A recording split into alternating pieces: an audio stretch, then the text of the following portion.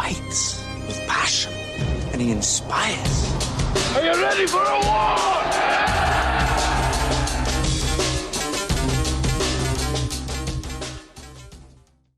All right, welcome back to From 8 Arbitration. We're going to make it through this episode.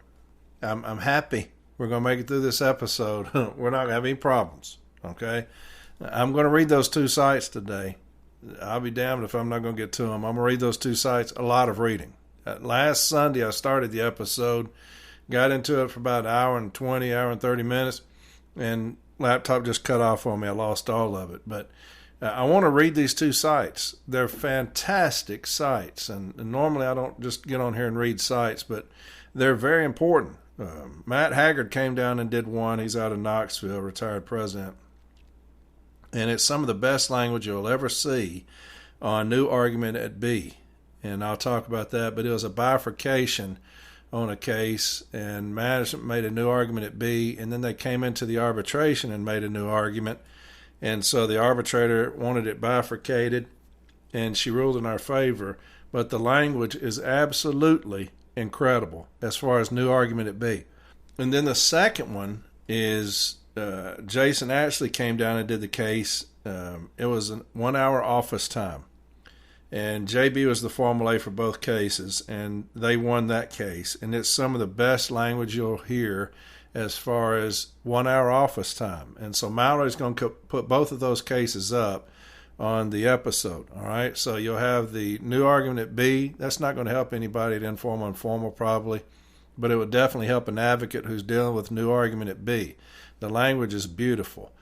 And then the hour office time, that will help us at informal and formal because it's great language, great testimony. Jason Ashley did a fantastic job. JB always does an amazing job putting case files together. And so they got a fantastic decision. I'm going to read that. Both are lengthy, okay? I'm going to have two young ladies. I recorded them earlier. They're the ones who have started this for trying to get a special convention together. So they're going to come on and talk to you a little bit. And they did a fantastic job explaining everything. We get into Robert's Rules of Order a little bit. And so you'll hear that. I'll put them on first. And then I'll read these decisions. That way, if you want to take a nap, you can do that while I'm reading, okay? But I wanted to read these decisions because I love great arbitration decisions. The last one I read was my loss. And so, and the loss has gained a lot of traction. I hear that business agents are using it in their training. Old business agents are taking shots at me for losing. And I think ACE training, they're putting it in there. And I know that's by design, trying to take a shot at me, but hey, you got 39 other cases you can use against me too, because I've lost 40.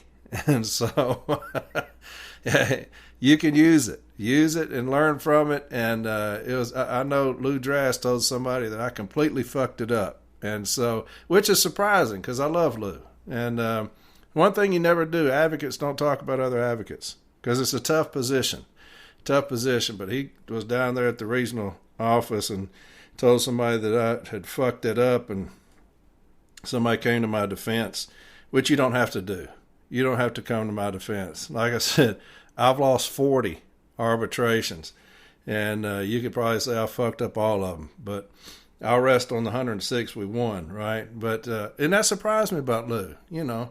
Now, I think Lou's a sellout, and I love Lou. He was one of my biggest mentors, and I think there's probably nobody as educated in union as Lou Drass. That dude is an absolute monster. Problem is, he's spineless and he's gutless, and I love the guy.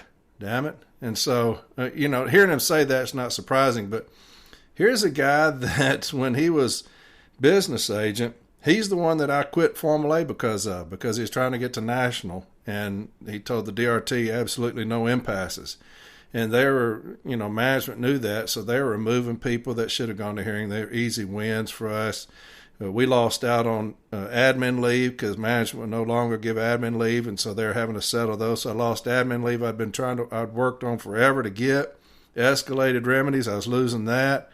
And it's all because Lou was trying to get to national and was torpedoing the carriers. And so then he goes to national, takes Renfro with him, and then Renfro ends up stabbing him in the back. And I'm the one who came to his defense. I'm like, damn, baby.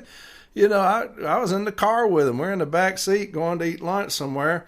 And I said, hey, man, I've got you. You know, if you want to run for president against this son of a bitch, I've got your back, man. And so, you know, if whatever you need from me, I'm not going to run, man. I'm just going to step aside. After the dude he brought up there stabbed him in the back. And then he comes back, and he's the one that sold everybody out down there in New Orleans on those pre-arb sessions when he did all those cases, pennies on the dollar. And then he's going to talk about me. I'm like, damn. I thought we were tighter than that. But, yeah, he's turned into an establishment lackey, and that's sad. That's sad because I really respect the guy. I'll always respect Lou. It's just he's gutless and spineless. And so, but... You know, the loss was a loss, man. We all have one. I've got 40. But anyway, I love reading sites. Last one I read was my site on the loss. I'm going to read these two wins. One Matt Haggard, one Jason Ashley. I think you'll like them. I really do. I'm going to do a couple of shout-outs, some information stuff. Then I'm going to talk a little bit about a decision somebody got and what we're going to do when I become EVP. How we're going to address certain things, educate on people. But the first one I got is NALC Branch 897, and this is one I keep talking about on the Cleveland Zoo. And this thing is really taken off. There is a lot of people going to attend, and I love that. I love that. But it's NALC Branch 897 presents Cleveland Zoo Family Day and Meet and Greet with James Henry, Corey Walton, and Kmetra Lewis. Local branch presidents, join our local branch outing at the Cleveland Metro Park Zoo. Win Thursday, June 19th, 2025 at 10 a.m. Juneteenth National Holiday. Wear Pavala Hut at Cleveland Metro Park Zoo. What? Join our local branch for a special opportunity for your members to spend the day with the candidates for National President, National VP, and Executive VP, and also enjoy the zoo with their family. Meet and greet will start at the pavilion starting at noon. Details. Local Branch 897 has a pavilion reserved for this day with a seating up to 380 members to attend. We're inviting other local branches to attend our event with seating and picnic table availability being first come, first serve. We expect this event to sell out. Each local branch will be able to purchase discounted tickets and food ahead of time and will be responsible for determining their own budget for this event or if members would pay their own entrance cost. More details, please reach out to Branch President Jamie Lukens, 330-819-0063 or NALCBranch897@gmail.com. And like I said, that thing's really gaining traction. So y'all get on there and come see us. All right, we'll have a good time at the Cleveland Zoo on Juneteenth. Here's what it says. Corey, I want to give a shout out to our newer stewards from our branch. Neither have even hit a year as a carrier yet, and they're already kicking ass and taking names, and we love them dearly. Morgan Sugart and Dan Ellsworth. Thank you for stepping up and fighting every day and really showing management that they can't continue to harm our carriers. And that's a concern letter carrier from Branch 10. And so Morgan Sugart and Dan Ellsworth, thank you for stepping up less than a year. That's awesome. You can tell those people are going to have a huge future ahead of them. Stepping up that early, getting involved, kicking management's ass. They're going to be the future leaders, right? Getting involved that early or falling in love with that position. Here's some LMOU training from the Concerned Letter Carriers. Concerned Letter Carriers, CLC, training session, LMOU negotiation preparation. Date, May 18th, 2025. Time, 3 o'clock p.m. Eastern Time. 2 o'clock Central, 1 p.m. Mountain Time, and noon Pacific. Join us for a comprehensive training session on how to prepare and negotiate your local Memorandum of Understanding, LMOU. Whether you're new to negotiations or looking to sharpen your skills, this session will provide essential strategies for understanding the LMOU process, effective preparation techniques, negotiation strategies, how to advocate for your members. It's got a registration link, and I'll put all these things up on my social media sites. Stay connected. Follow us on all our platforms for updates, resources, and more. www.concernedlettercarriers.com, and then it's got the link tree. But That's LMOU training, and LMOU training is going on everywhere right now. LMOU is very different than just a normal grievance. It's very different. And so there's a lot of intricacies to it, okay? A lot of things that you have to know because management's talking, we're going to open up all of our LMOUs. They carry a heavy burden, all right? And so y'all remember the 18th, get on there. It's got a link. We're going to put all those things up on our social media sites. And so the next week on the 18th at 3 o'clock Eastern, get on, and we're going to do some comprehensive LMOU training, all right? One of the things that we're going to do when we take over next year immediately is we're going to educate. Like I said, that's something that's going to happen. Much more than it does now. Now, you're fixing to see a lot of education come out from your business agents because they've not been doing shit for the last 3 years. And so they're going to start doing all this education, flooding education, having people come down to the regional office and start doing a lot of grievance starters and templates and things because it's election time, right? There's less than a year, or there's a little over a year until nominations. And so you're going to see them very busy because they got to make up a lot of ground. And so you'll start seeing a lot of activity from business agents, regional administrative assistants, and things like that because they have not been doing shit for the last 3 years. When we take over, education is going to be one of the 2 top priorities for me. The toxic working environment, we've already addressed that with the dogs of war. That training's already been put together. We're just waiting. We're waiting. And then education. I've already got people in place that are going to handle a lot of that for me, that are going to be going around educating informal, formal, DRT, advocates. Some regions do that training already. Some of it's basic. We're going to do comprehensive training, especially formal step A's. Like I've always said, that's the most important step. You've got to get that down pat, is the formal step A. You lose and win grievances at formal step A. It's the most important step. Somebody sent me a resolution the other day from a formal step A, and it's absolutely atrocious. And I don't know whether it's that the formal A just isn't educated enough to understand what they're doing, or they're also from a region where the business agent is a complete piece of shit.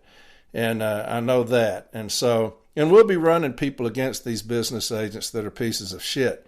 So if you see that the CLC is running somebody for business agent, just know that the one that they're running against, piece of shit. And so we're going to run people against those that are lackeys, bootlickers, establishments, and we're going to run people against them because we're going to try to get all of them out. We don't need them around us at all. Anybody that's a bootlicker, we're not going to have anything to do with that. We're going to put the city letter carrier first, and that's what the CLC movement is all about. But somebody sent me this formal step A, and this is what I'm talking about when you have to educate the formal step A's on remedies, okay, and what we're doing, and the cost of fucking up a case in remedy. And this one was an opt-in grievance. And it said the CCA was due about $1,600 from being pulled off their hold down. And that happens all over the place. They just pull CCAs off their hold downs, send them to the other stations because the postmaster, somebody from district is telling them what to do. And so they'll just pull them off and could care less about the contract, right? Could care less about the contract. And here's the remedy. It says the parties mutually agree to the following. Management will abide by the language put forth in Article 41(2)(b)(5) in the future at this facility. Failure to do so could result in a lump sum payment. I'll read that again. Management will abide by, which means nothing. That doesn't mean anything.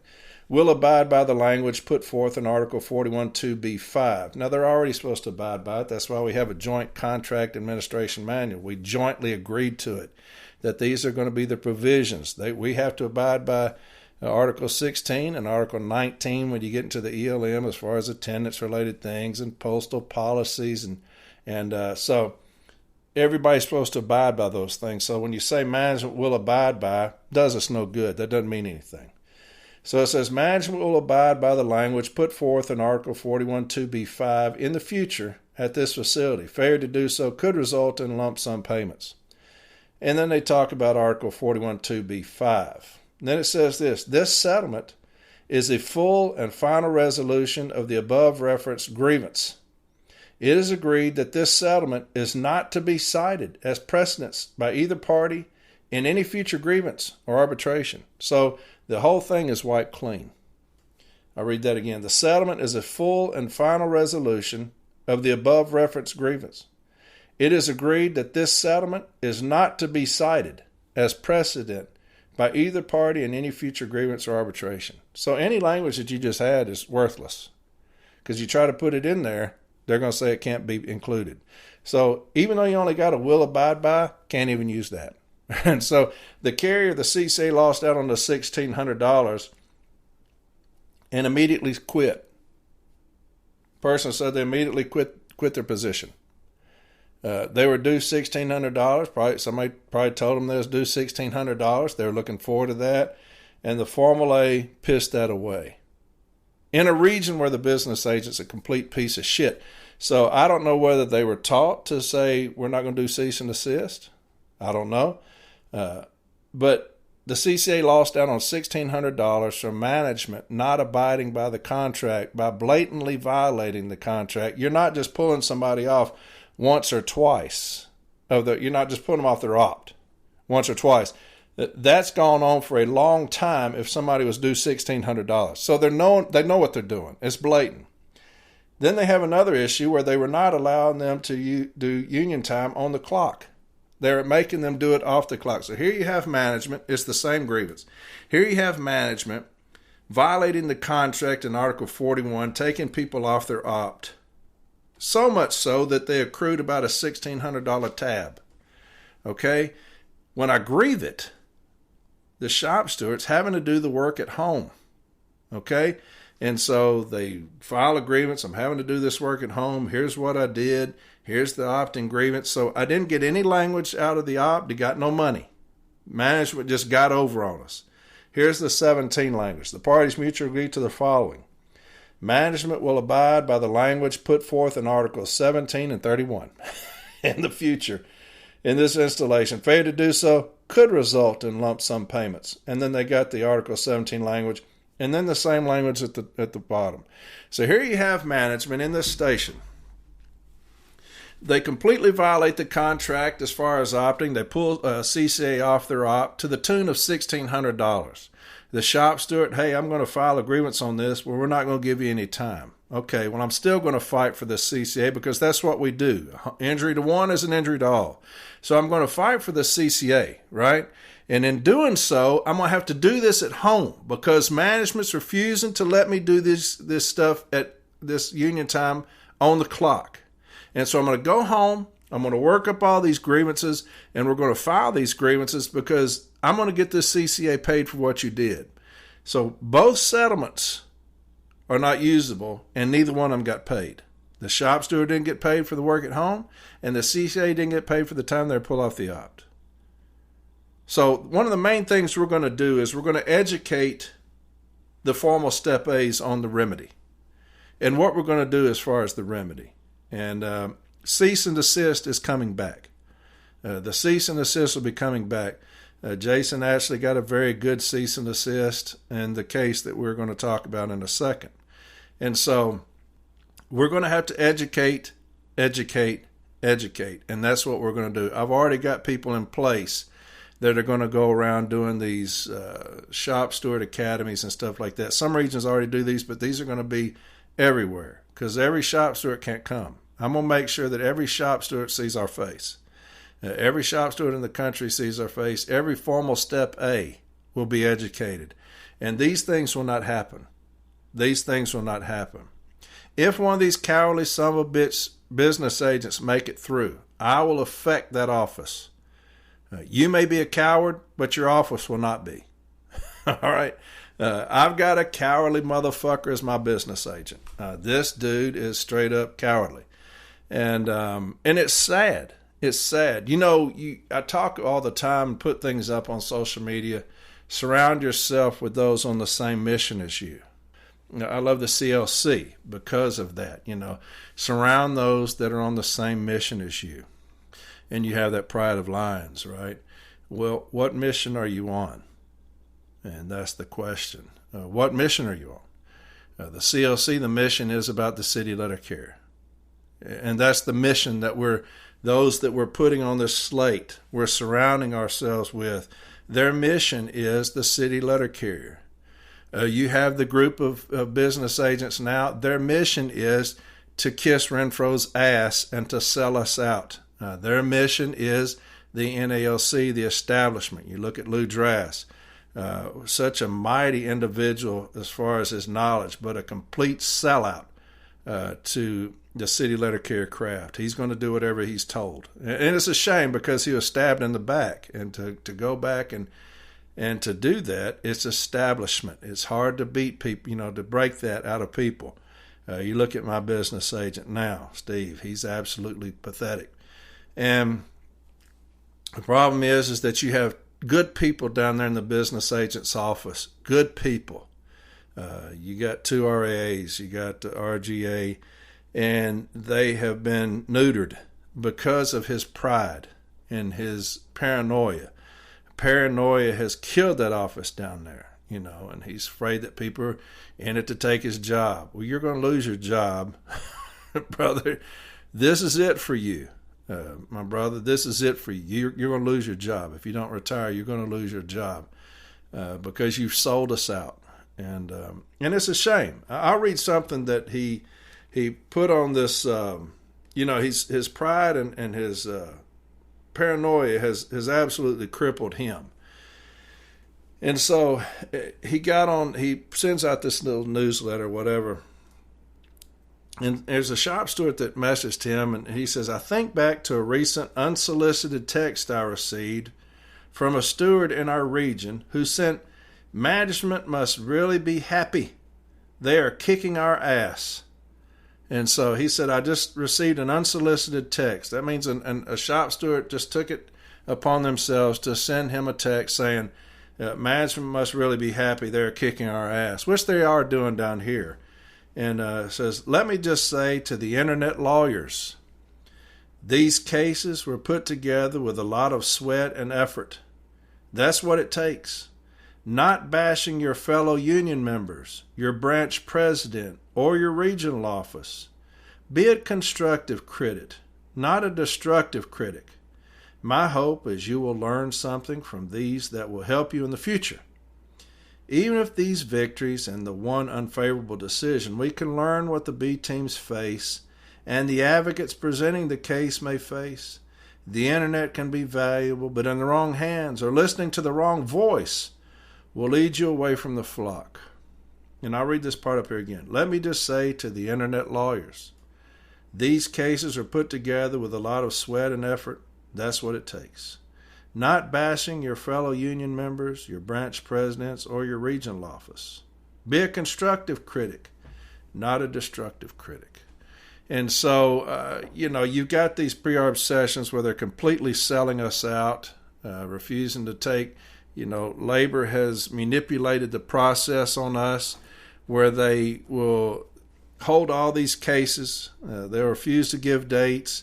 All these cases, like New Orleans, a perfect example, thousands of cases pending arbitration, or at B, and they will wholesale them for pennies on the dollar. And so we're just supposed to say don't bash anybody for that. We're in it lawyers because we say that fucking over our carriers is not the way to go. That's just not a good plan. If our plan is to fuck over the city letter carrier, I'm going to have to disagree with the plan. And I may be a critic for that, and you may say that I'm bashing you for that, but I've seen too many cases come out of that regional office on pre-arbs, and you talk about my friend where the postmaster stole her purse, rifled through it, lied to the OIG, and we couldn't even get a cease and desist out of it. There's way too many cases like that coming out where we're not fighting in arbitration.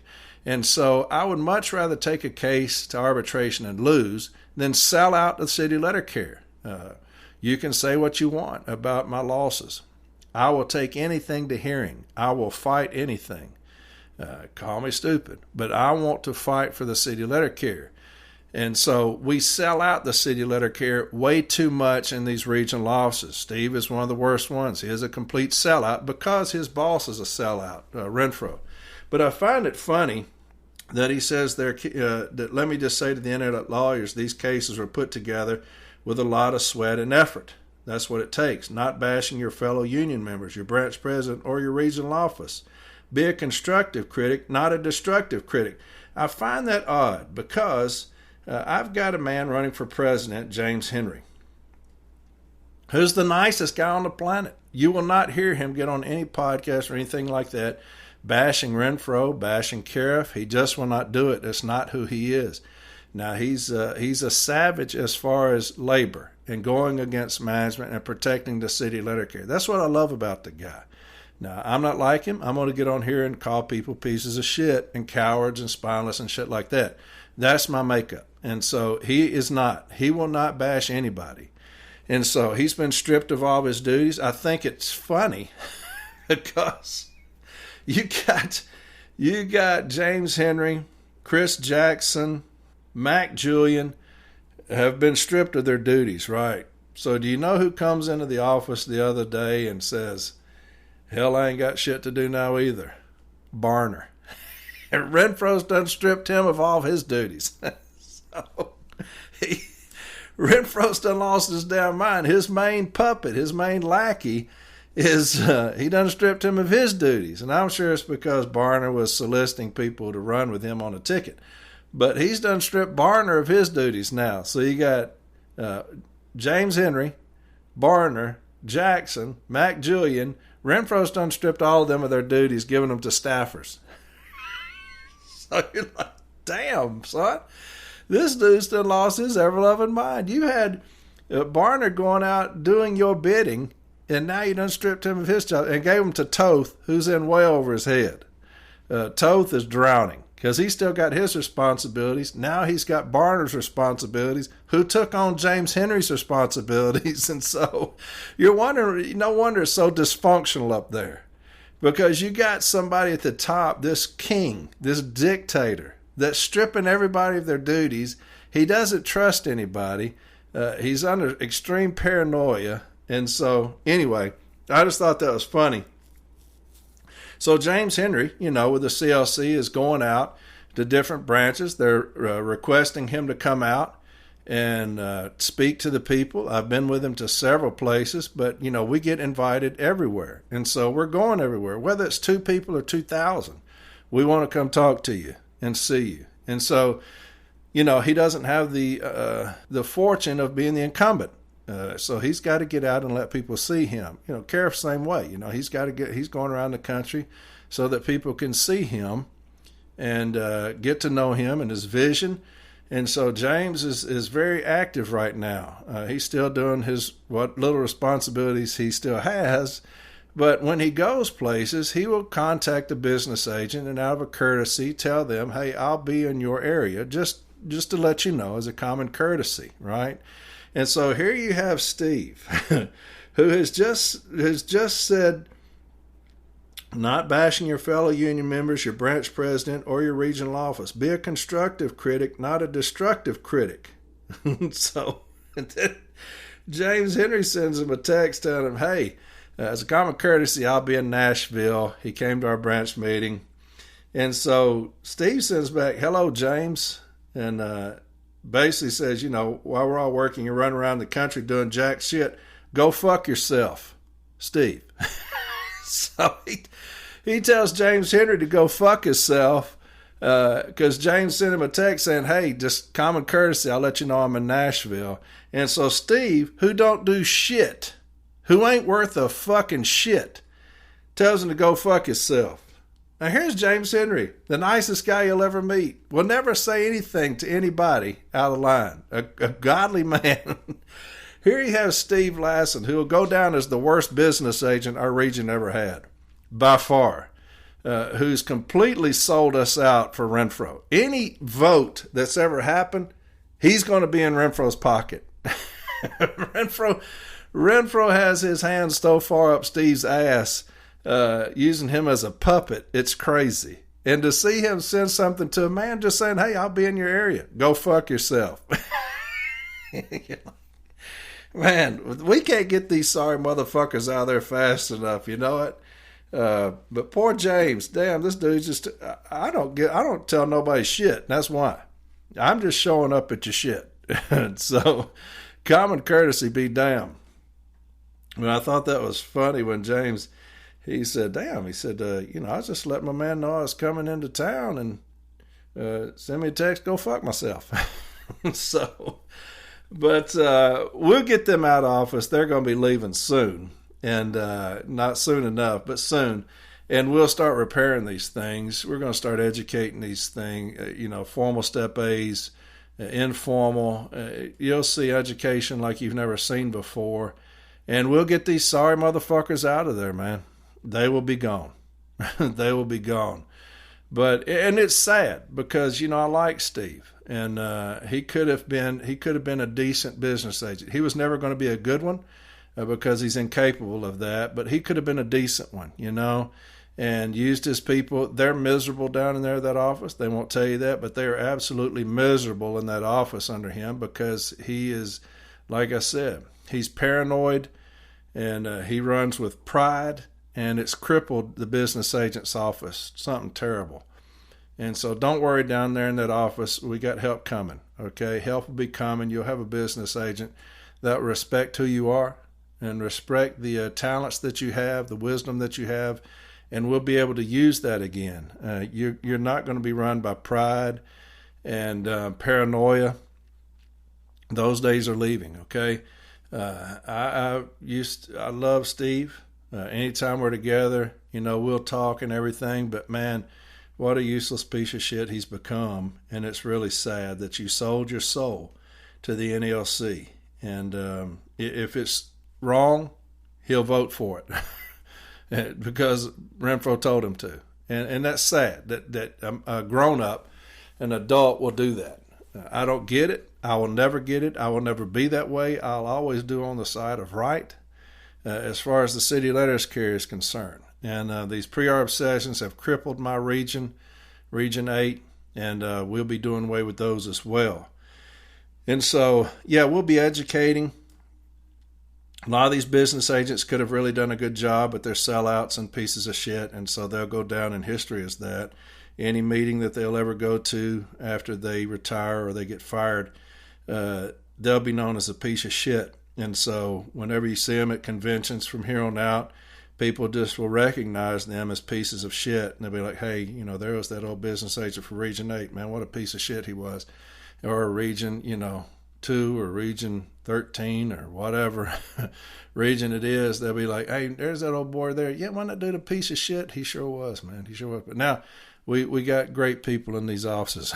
And so, yeah, my man writing people, man, don't be a critic. Hey, go fuck yourself. Somebody try to be nice to him.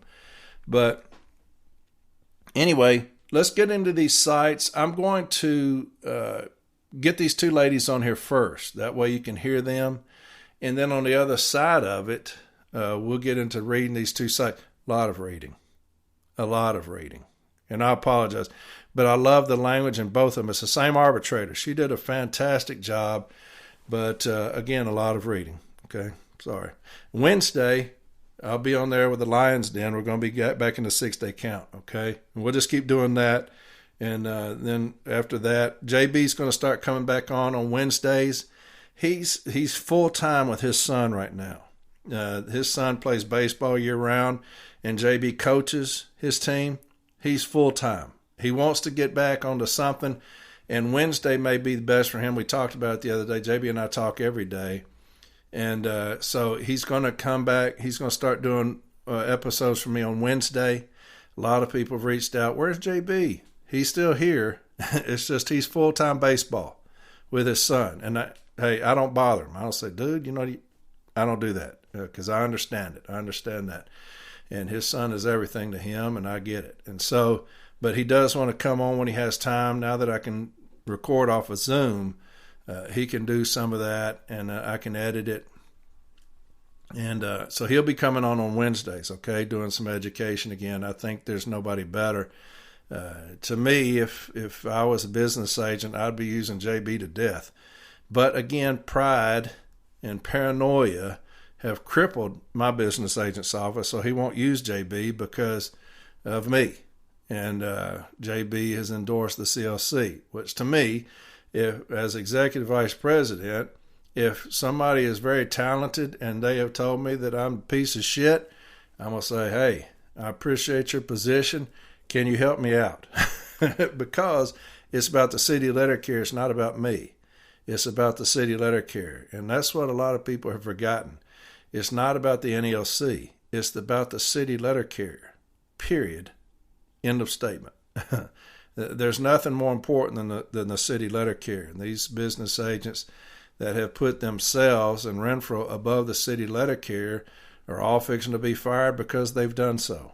And I can't wait. And I'm hoping James will let me tell them, because I would love to tell them that they're fired. And if I can get pink slips, if there's such a thing anymore, I will want to hand them out. And I'll go to their office and do it. I'll take them out to lunch and say, hey, let's let bygones be bygones, and here's your pink slip. Get the fuck out. Or take them some boxes from U-Haul and help them pack up their shit. Like my business agent, he can't get out of here fast enough for what he's done to the city letter carrier. But anyway, the CLC is coming. This election will not be close. The city letter carriers have had enough of this shit. And so you will see something that you have never seen before in this next election. I believe it with everything in me. You will see something that you have never seen before in this next election. It will not be close. And I don't care if 20 people are running. James Henry will win by a landslide. And there will not be a close second. Okay? And so people worried about splitting the vote, whatever, it will not matter. It will not matter. You're fixing to see something that you have never seen before in this vote. Mark my words. I said that about the TA. I'm saying that the TA vote is nothing compared to what's fixing to happen in this next election. Trust me. Now we're going to keep motivating, keep getting out there, educating, and mobilizing.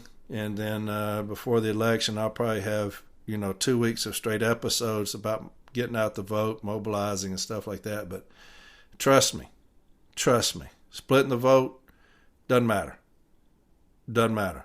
James Henry's going to win in a landslide. Trust me on that. The city letter carrier has had enough. And the movement that I've been talking about for so long, this grassroots movement that I've been talking about for years, coming to fruition next year. Watch and see. I've talked to too many city letter carriers that's sick and tired of it. Okay? If you've emailed me or if you've messaged me, I'll get to them. I've got about 400 emails and over 200 messages on Facebook. I will get to them. I promise. Okay? I have to do those at night when I get home because I work during the day. I deliver mail, so I'll get to those. All right? Make sure you're getting on Discord and Reddit. Get on those things.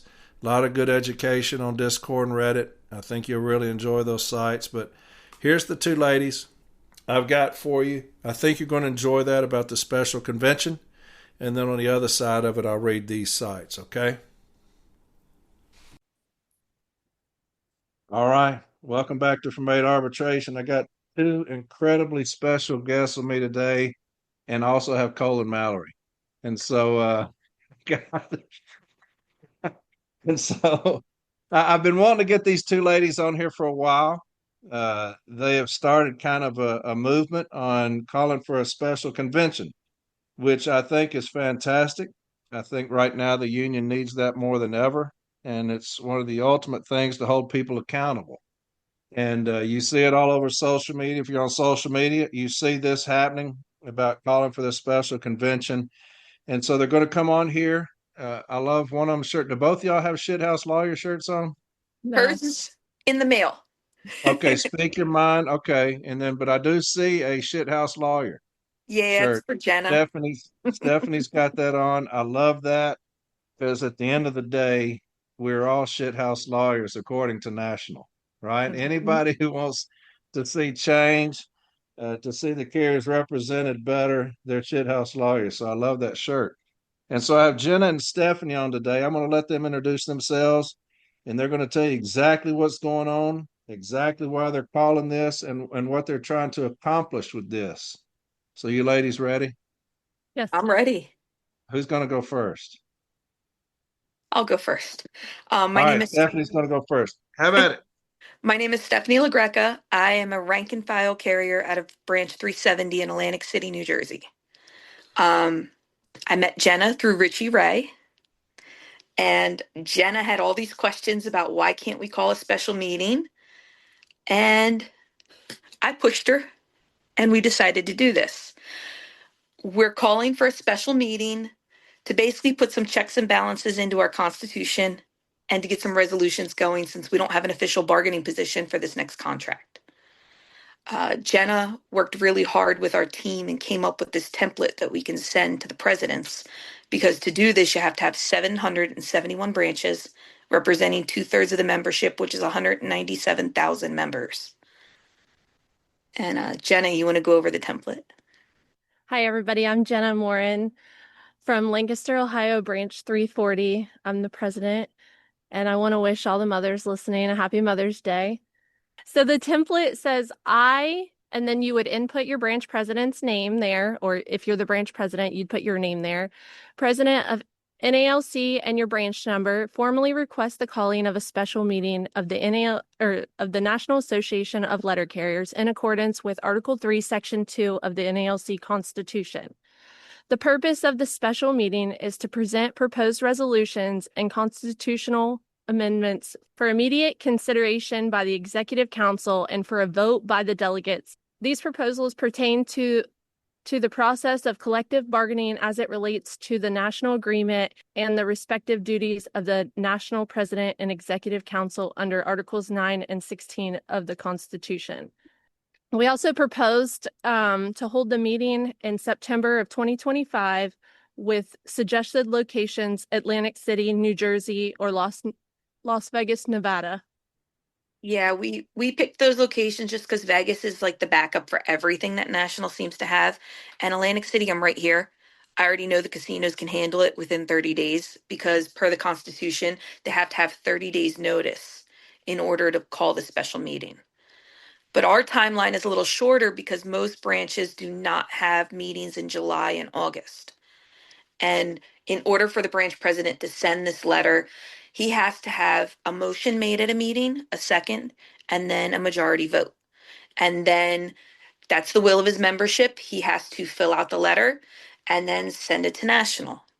There's a lot of different things going on, a lot of rumors, a lot of propaganda. All this is simply being able to hear resolutions pertaining to our contract and hear amendments pertaining to our Constitution with collective bargaining. We hear them, we vote on them. That's what we usually do at our national conventions. The last convention was in Boston. We still had not resolved our contract. So we couldn't use that convention for this contract. So now President Renfro is going to go in and he's probably going to start negotiating this a couple months before it ends. It ends in May. So that would be like January or February. And last I checked, I mean, most people weren't happy with what we got. You know, we voted down that tentative agreement. So this is a way for us to say what we want. It's also a way for some checks and balances to get put in because people didn't really like how it was handled before. It's the very first step in a process. The first step is request a meeting. The second step is if you want some of these things, write up a resolution, write up an amendment, pass it in your branch, see if you can pass it if you have a state convention, and then send it to national. We'll hear it at this special meeting. It's a multi-part project to do this. But the very first thing is just having the meeting. We can't do anything without it. And so having the meeting, let's get into that, because you have this motion come up at your branch meeting. And so the president, she writes a letter to the president, right? Yes. Is that how it works? And so they're going to write a letter requesting a special convention, special meeting, right? Yes. And so that is the only expense at the time. We're not saying, hey, do what? The cost of postage. The cost of postage. Because here's the problem that we're running into with some of these meetings. I'm going to read something here. Is that Several people have put up on social media and have reached out to me when they go into these meetings to make a motion to write a letter. The presidents are saying, we're going to table that. We're going to table it because of the expense. We can only, I think bylaws say we have to have a vote if it's over $500. This is only to send a letter. This is not to send delegates. This is not to do anything like that. This is only to send a letter, right? That's the first step. We're making a motion to send a letter. That's correct. All right. And so I'm going to read Robert's Rule of Order because several people have reached out saying that their presidents are tabling this motion. One because of expenses, and maybe I think the others are because of expenses as well. But it's just a letter, but they're not following Robert's Rules of Order. And so here's what it is when you want to table a motion. It says in Robert's Rules of Order, to lay on the table, as I say, is a subsidiary motion that allows a meeting to postpone consideration of a pending motion to a later time. It requires a second and a vote. And a lot of these people are not doing the vote. A lot of them are not doing the second. It's just the president getting up there and saying, I'm tabling this until the next meeting. And they're doing that so that they can drum up support to come in there and shoot this down. I don't know whether business agents are getting involved with this because they're going to protect their own. When you talk about checks and balances, Stephanie, when you said that earlier, and it's concerning because you're talking about checks and balances based off of the Constitution. And we saw what they did with the Constitution with these last charges. And that's what's extremely upsetting to me is we can get together.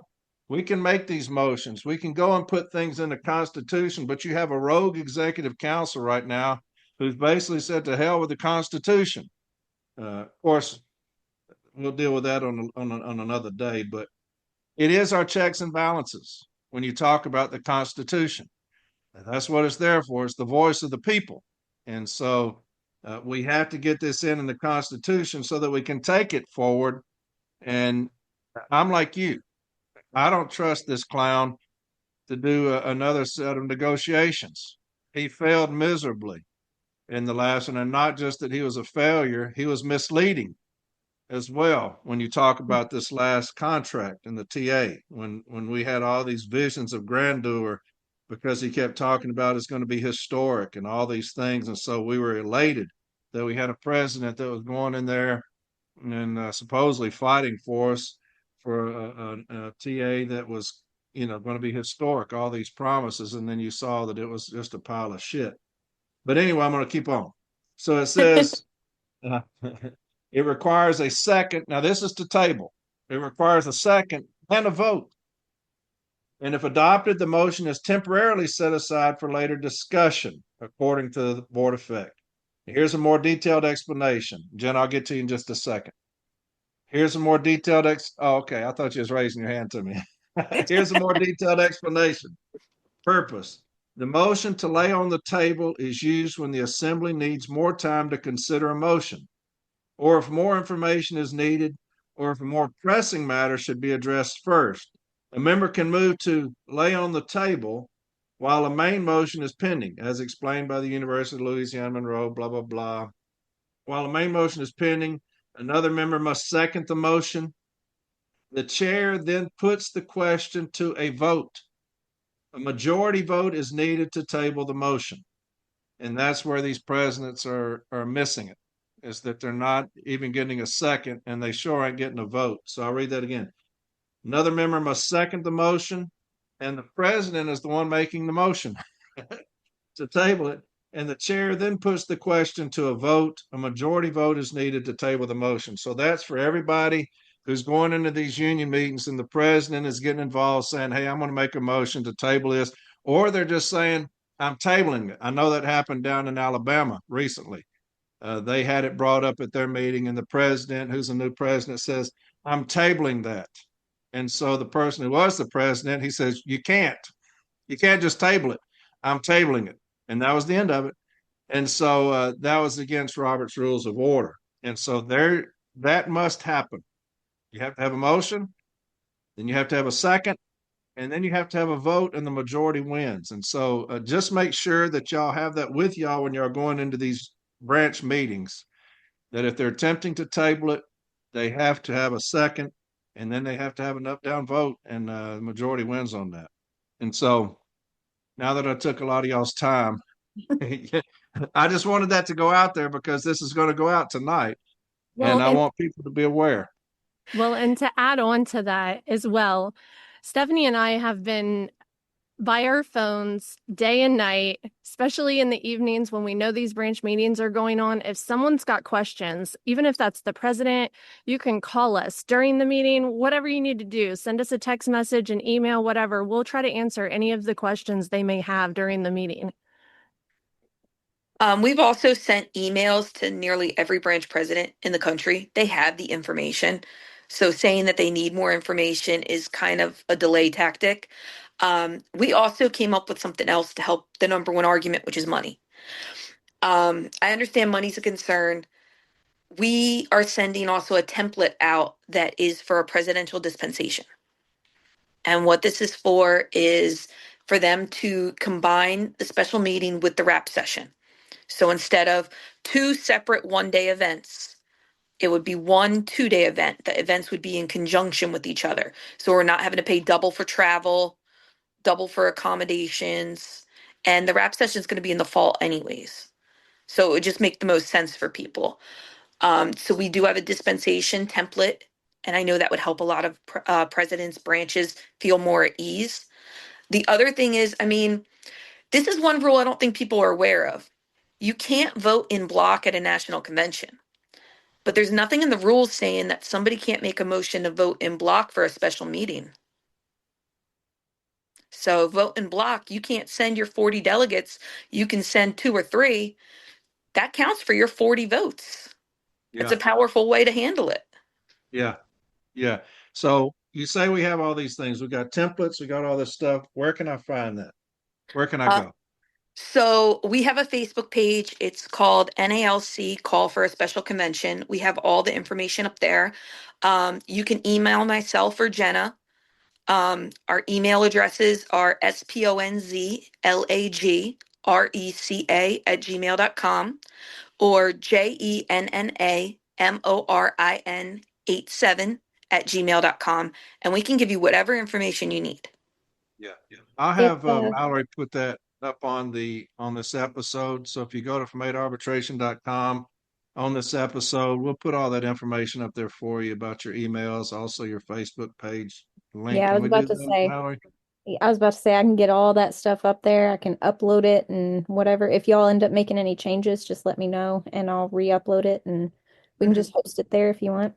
Yeah. Thank you. And another concern besides money we found out is they question like the constitutional interpretation we've been presenting.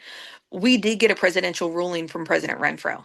We haven't been quiet. We haven't been secretive. We've been very transparent and above board. We got a presidential ruling and he pretty much agreed with our interpretation.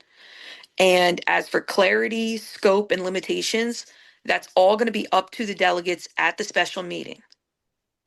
So, I mean, he's leaving it in the membership's hand in that regard, which is the right move.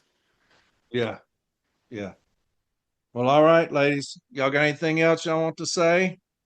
I'd just like to say, because people are coming at me, and this is not an attack at the administration, it's not divisive. This is literally what they teach you at the Leadership Academy to use your union voice, to organize the membership, and to promote unity. And that's what we're trying to do. Yeah, yeah. Y'all leave being divisive to me. Y'all just, y'all just, yeah. Y'all doing a great thing. Stephanie, you got anything else? Yeah, the one thing, the money argument just really bothers me because in doing this, we reached out to a lot of branches. Some that only have 3 or 4 members, some that have 9. There were a couple people I spoke to, they've never ever sent anyone to a convention, a rap session, nothing, because they've never had money. And the Yeah, minute I brought it up and I said we had to have this many branches send a letter, there was no question of do we have to go? Who do we send? It was, okay, I'm down. All I got to do Yeah. is send a letter. Yeah, and it wasn't even so much that, it's they know that the bigger branches needed them to make this happen, and they just jumped right on board. Yeah. It's that like 500, 600 member range where we're having the most problems, that they're most concerned about the money, which is why we did this dispensation. And I'm bringing up the in-block voting motion, things like that, because I mean, that's kind of a big deal. The other question is the delegates. I don't think people realize how that's working, because they think they have to send delegates, they have to attend the convention, they have to attend this. It is the same rules for the national convention. There's a lot of branches that don't send anybody. Delegates, when they are elected by their branch, they are elected to a term. So if this special meeting falls within that term, that's the delegate who would go if you guys send people. If you have not had an election, yes, it would generally fall on the same delegates you had from Boston. But I mean, some branches are going to have to figure out if they're sending a full amount, if they're only sending one or two. And then there's one last thing, everything is unknown. So when Sombrado called the special meeting, which is a different scenario than this, he made a presidential ruling that the same delegates from the year prior's convention would be the ones who attended that special meeting. President Renfro can do that as well. There's a lot unknown because he can make decisions and make rulings with the outcome of the location, the date, if he combines it, the delegates. So you can't really prepare for that, which is why we're saying all you're sending is a letter. That's all you have to decide is a letter. The rest of the information is going to come later. Yeah. Can So you talk about the numbers? Just really hammer home exactly how many branches need to send these letters, because I think that's the most important part, is making sure that the numbers happen so that the meeting actually happens. It's 771 branches. That's half of our active branches. And the membership is 197,000 members. So what that is if your branch has 100 members and you send in this letter, that is one branch and 100 towards the membership. So every branch, big or small, counts as that one, and that's the big number. The membership is not going to be a problem if we get that 771. It's the branch numbers that matter. So like if you're a branch of 4 people, you matter just as much as a branch of 4,000. It's just as important. And also, if you do pass this motion, please let us know. We're keeping track. We don't trust anyone. We want to know. We want to celebrate you too. Yes, absolutely. all right, give me that Facebook page one more time. NALC call for a special convention. It is a special meeting. There's been a little bit of confusion. I got a little pushback on the language there. So we are calling for a special meeting. But if you look to the only special meeting that I can find in NALC history, it's from the Sombrado meeting in 93. And in the notes of that meeting, they call it a special meeting of the convention. Okay. So I've had to explain that language, but the template does say meeting. The Facebook page says convention. Okay. That's Jenna's done her research 100%. She even went to the archives in Detroit. That was fun. I fine. want Like to go back. that. Look at y'all. That's union work right there. That's union work. That's a good formula. I'm just a nerd. Ain't nothing wrong with that.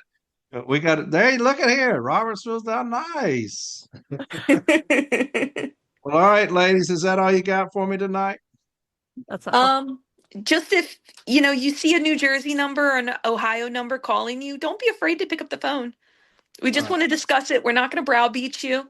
We just want to explain it, make sure you have any questions, because we are calling every president. We're not hiding. We're coming to you. We're explaining it to you. There's should be no misconception. Don't believe what everyone tells you. And the last thing I want to point out is if 2/3 of the membership is for this, how are we the divisive ones? Yeah. Amen. Yeah. Hey, I'm with you, sister. I'm with you. All right. Hey, I appreciate y'all very much. Do we have a deadline? We're going with July 1st because, like I said, a lot of branches don't have meetings in July and August. We know there will be stragglers because some people just, they're never on time for anything. Yeah. Oh, So July 1st. and if we're shooting for September for a meeting, there's something in there about 60 days. You have to send your amendments in 60 days before the the convention or the meeting.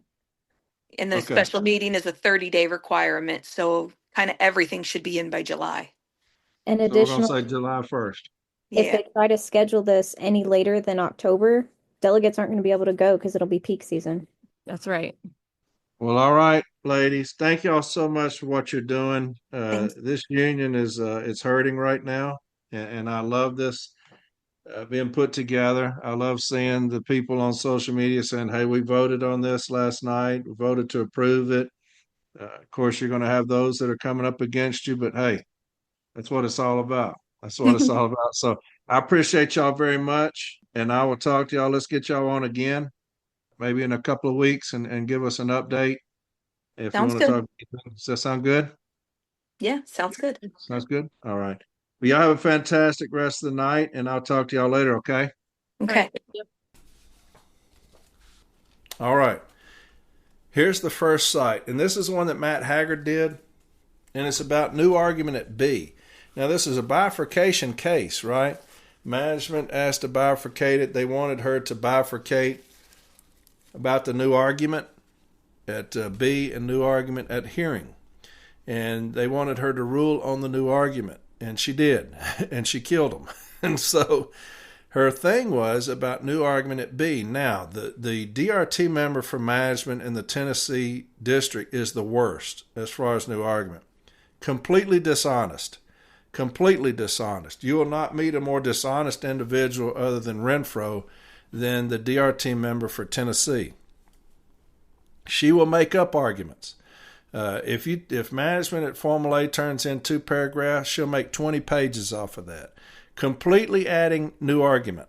And some of them are complete falsehoods. If y'all remember the case I did, I put up a closing about the falsification of clock rings. She just comes up with this argument that all of it was because of the accidents had risen in the Tennessee district and the district manager had sent out a mandate to start doing all this additional training.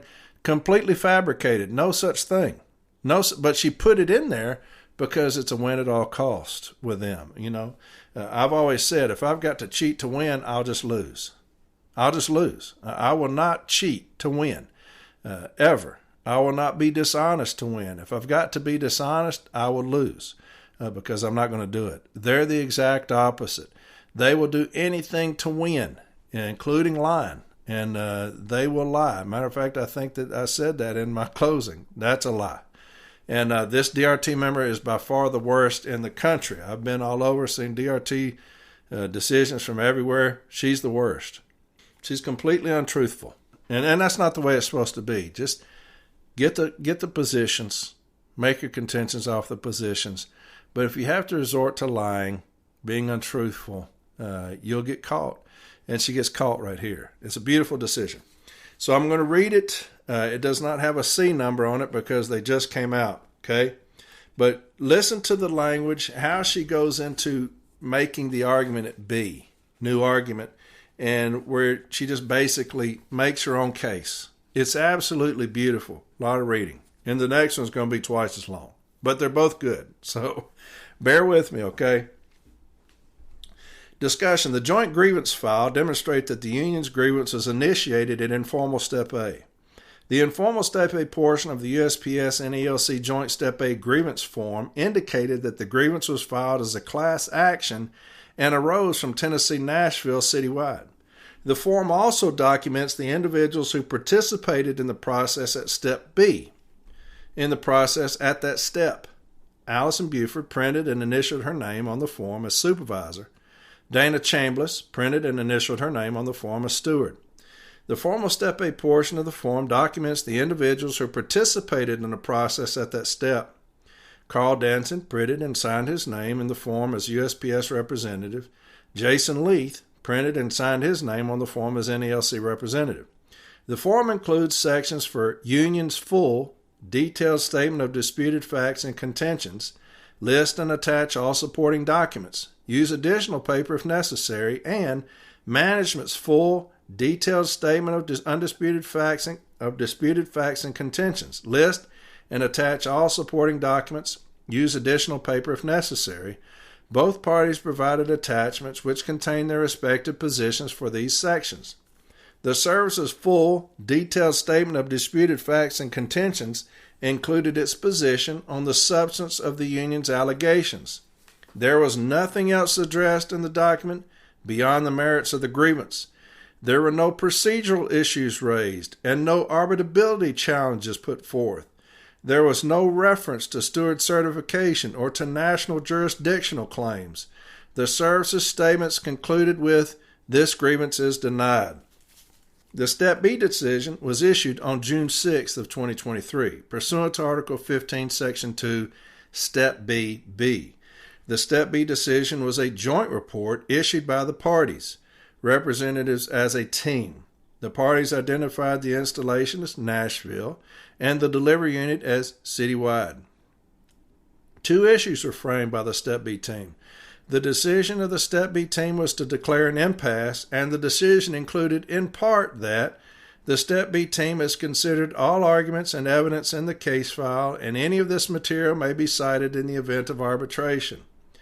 The Step B team concluded its decision with, "This grievance file contained the following documents," and listed all the items that had been included and considered.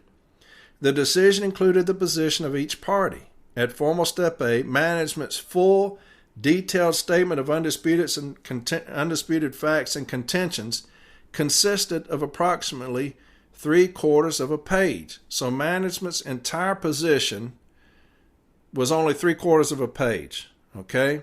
She lays that out.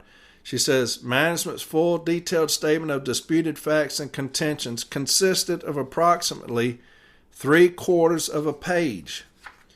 Management's position in the Step B decision extended to almost 7 full pages and included excerpts from Articles 15 and 17, the JCAM, Standard Training Program for City Letter Carriers, M1879, Standard Training for City Letter Carriers Participant Guide, and other documents not previously cited. The only contract provision relied on by management prior to the Step B decision was Article 3, Management's Rights. Article 15.2, Formal Step A-D, requires that both parties shall make a full and detailed statement of facts and contractual provisions relied upon. A review of management's extensive position in the Step B decision clearly demonstrates that management did not believe it had made a full and detailed statement of facts and contractual provisions relied upon. At formal Step A, there is nothing in the record to support the service's use of the Step B process and decision as a completely fresh start or do-over for its response to the grievance, the articulation of its position, and the source of its contractual and other support. Article 15, Section 2, Formal Step A, provides the following opportunity to the union following Formal Step A. G. Additions and corrections to the Formal Step A record may be submitted by the union with a Step B appeal letter within the time frame for initiating the Step B appeal, with a copy to the management Formal Step A official. Any such statement must be included in the file as part of the grievance record in the case. This is the union's opportunity to respond to the service's full and detailed statement of facts and contractual provisions relied upon, presented at Formal Step A. As a result, when appealed to Step B, the Step B team would be in possession of a fully developed case file. In this case, the union did not submit additions and corrections to the Formal Step A record. This may very likely be due to the limited and brief content of the service's Formal Step A contentions. When the service thereafter presented contentions in the Step B decision, multiplying its previous contentions approximately 7-fold, the union had no further opportunity to submit a subsequent statement, such as additions and corrections that would be included in the file as part of the grievance record in the case, as provided for following Formal Step A. The use of the Step B decision for the purpose of presenting a position virtually from start to finish, rather than utilizing the earlier steps in the manner and spirit expressed by the parties in their agreement, cannot be considered lightly. I'll read that again because it's absolutely beautiful. The use of the Step B decision for the purpose of presenting a position virtually from start to finish, rather than utilizing the earlier steps in the manner and spirit expressed by the parties in their agreement, cannot be considered lightly. The grievance process was developed in a particular way to promote the resolution of disputes as early as possible, to encourage cooperation, and to foster productive dealings between the parties. A superficial pass-through in formal step A and formal step A, and the attempt to make up for it at step B, does not serve the interest or future relations between the parties and is, most importantly, not contractually compliant. I'll read that again. A superficial pass-through, informal step A, and formal step A, and the attempt to make up for it at step B does not serve the interest of future relations between the parties and is, most importantly, not contractually compliant. Now that's beautiful, because most of the time, 90% of the time, informal step A is nothing. We'll come in there with our position, and the shop steward's the supervisor said they can't do nothing with it. And it's going to go up. They won't provide any contentions. Now, they may provide a letter at formal step A, but they're not going to provide anything at informal. And so that usually is a wasted step, okay, other than us being able to introduce what we want to argue. The formal step A comes up. All your position is going to be put at the formal step A. A lot of formal step A's from management have no idea what they're doing. They have no idea what they're doing. So we're going to educate our formal step A's, so we won't have this shit happen, what I read earlier. But so we put together our position. Management put together hardly any fight. And they're going to sandbag their position until the B team. And I've got that beautiful decision from Arbitrator Roberts that talks about sandbagging your position at B. That means at informal and formal, you make no arguments hardly. And then the B team for management is going to make 90% of their arguments. So they've sandbagged their position until B. And that's generally the argument I'll make when I come in there and there's completely no argument at the B. I'll say they've sandbagged all their position. It shouldn't be taken into consideration. And so that's what she says. A superficial pass through informal step A and formal step A, and the attempt to make up for it at step B, does not serve the interest or future relations between the parties and is, most importantly, not contractually compliant. The service belatedly inserted the issue of steward certification into the Step B decision at a point when the union had no avenue through which to respond. And this DRT member for management is terrible about this. Any case that's sent up, she puts in there that the steward's not properly certified. Informal won't say it. Formal won't say it. She does it. Every case. The steward's not properly certified. Just out of nowhere, just to try to steal a case, even though it's dishonest as hell, just to try to steal a win because they want to win at all costs. So any case that goes up, she says the steward was not properly certified. And so you're like, how would you know? And she says that basically. The argument was made in the Step B decision dated June 6, 2023, this was the final act of the grievance process prior to the arbitration hearing. Creating a situation where the union's first chance to respond to an argument would be at an arbitration hearing over a year and a half after it was made is highly prejudicial. This was an entirely new argument based on an alleged facts that would have been known to the service from the moment the grievance was filed. In Article 15, the parties gave the Step B team the responsibility to ensure that the facts and contentions of grievances are fully developed and considered. The facts and contentions are in the file when it is presented to the Step B team. Article 15.2, Step B-A requires that an appeal to Step B will include a copy of the joint Step A grievance form. This is the document within which all facts and contentions are contained and to which supporting documents are attached. The parties' JCAM elaborated on the Step B team's use of the material presented. The parties at the national level have agreed any arguments and facts brought forward at either the informal or formal Step A and properly included in the PS Form 8190 case file are incorporated in the Step B decision. And any of this material may be cited in the event of arbitration. The converse of this statement would be that any argument and facts not brought forth at either informal or formal Step A and properly included in the PS Form 8190 case file are not incorporated in the Step B decision, and any of this material may not be cited in the event of arbitration. The agreement set forth in this section of the JCAM must have meaning. It might seem obvious that the arguments and facts brought forth at the informal or formal Step A would be incorporated in the Step B decision and citable at arbitration. However, The parties sought fit to articulate their intent, and what they did not include is also important. The parties did not provide that any arguments and facts brought forth at either formal step A and properly included in the PS Form 8190 case file, and any arguments and facts brought forth at step B are incorporated in the step B decision.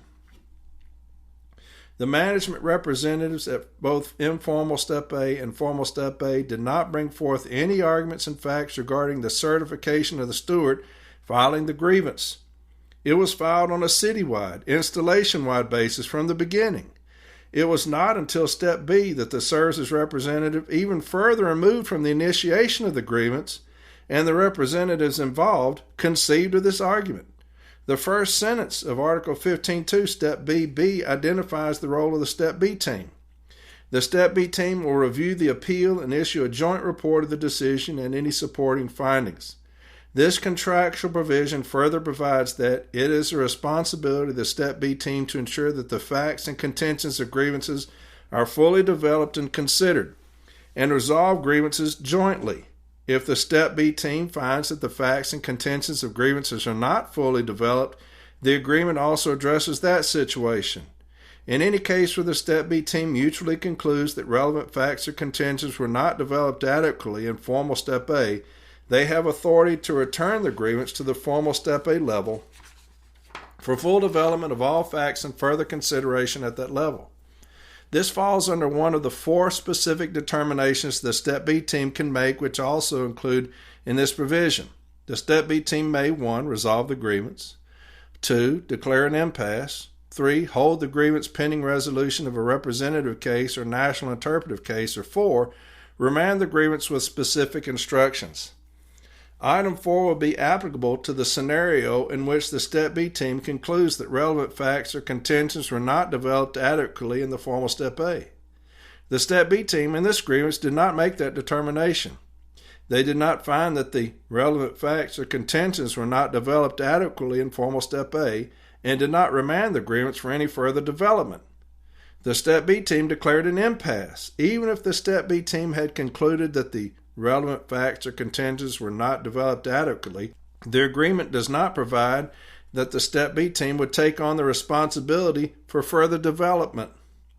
There is nothing in the agreement allowing for the Step B team to act as the developers of the facts and contentions. That role is designed to the representatives at formal Step A. The service cites Article 15.2 Step B-C in support of its position that new arguments can be raised at Step B. That provision states, in part, that the Step B joint report shall include a statement of any additional facts and contentions not previously set forth in the record of the grievance as appealed from formal Step A. The Step B joint report does, in fact, include the additional facts and contentions not previously set forth in the record. This describes almost everything contained in the Step B management contentions. The fact that everything not previously set forth is included in the Step B decision, and it is an all-inclusive document, does not mean that it was appropriately raised at that point or was accepted as such by the Step B team. The union presented a Memorandum of Understanding, MOU, dated September 11, 2007, with the subject Article 15 Dispute Resolution Process, M1648, in which the parties also define the primary role of the Step B team. The MOU is also contained in the agreement. The MOU includes the following. The primary role of the Step B dispute resolution team is to address grievances presented to them in a timely manner and to communicate the basis for the decision to the parties at formal Step A, using a format agreed upon at the national level. As noted above, however, the primary role of the Step B dispute resolution team is to process and resolve disputes in a timely manner. Step B teams are not responsible for building the grievance file. It is the responsibility of the parties at Step A to exchange documentary evidence and place copies in the file. If, however, a file lacking proper documentation is received, the grievance should be remanded to the local level, or the Step B dispute resolution team should jointly call the local parties with a request for the submission of specific information within a specific time frame, whichever is more effective. The primary responsibility of the Step B team is making timely decisions on the merits of the disputes. In addition to describing the Step B team's primary role, the parties also made it clear that Step B teams are not responsible for building the grievance file. The services challenged to whether the union steward who filed the grievance was properly certified in accordance with Article 17 of the National Agreement was an entirely new argument introduced at Step B, which was too late. Therefore, this preliminary issue offered by the service as a basis for the invalidation and dismissal of this grievance is rejected. The service's national jurisdictional issue was first raised at the arbitration hearing. To put it in chronological perspective with regard to the grievance, it was raised over 1 year and 7 months after the parties completed formal Step A. There is a scenario addressed in the agreement that seems, upon first impression, similar to this issue being raised here.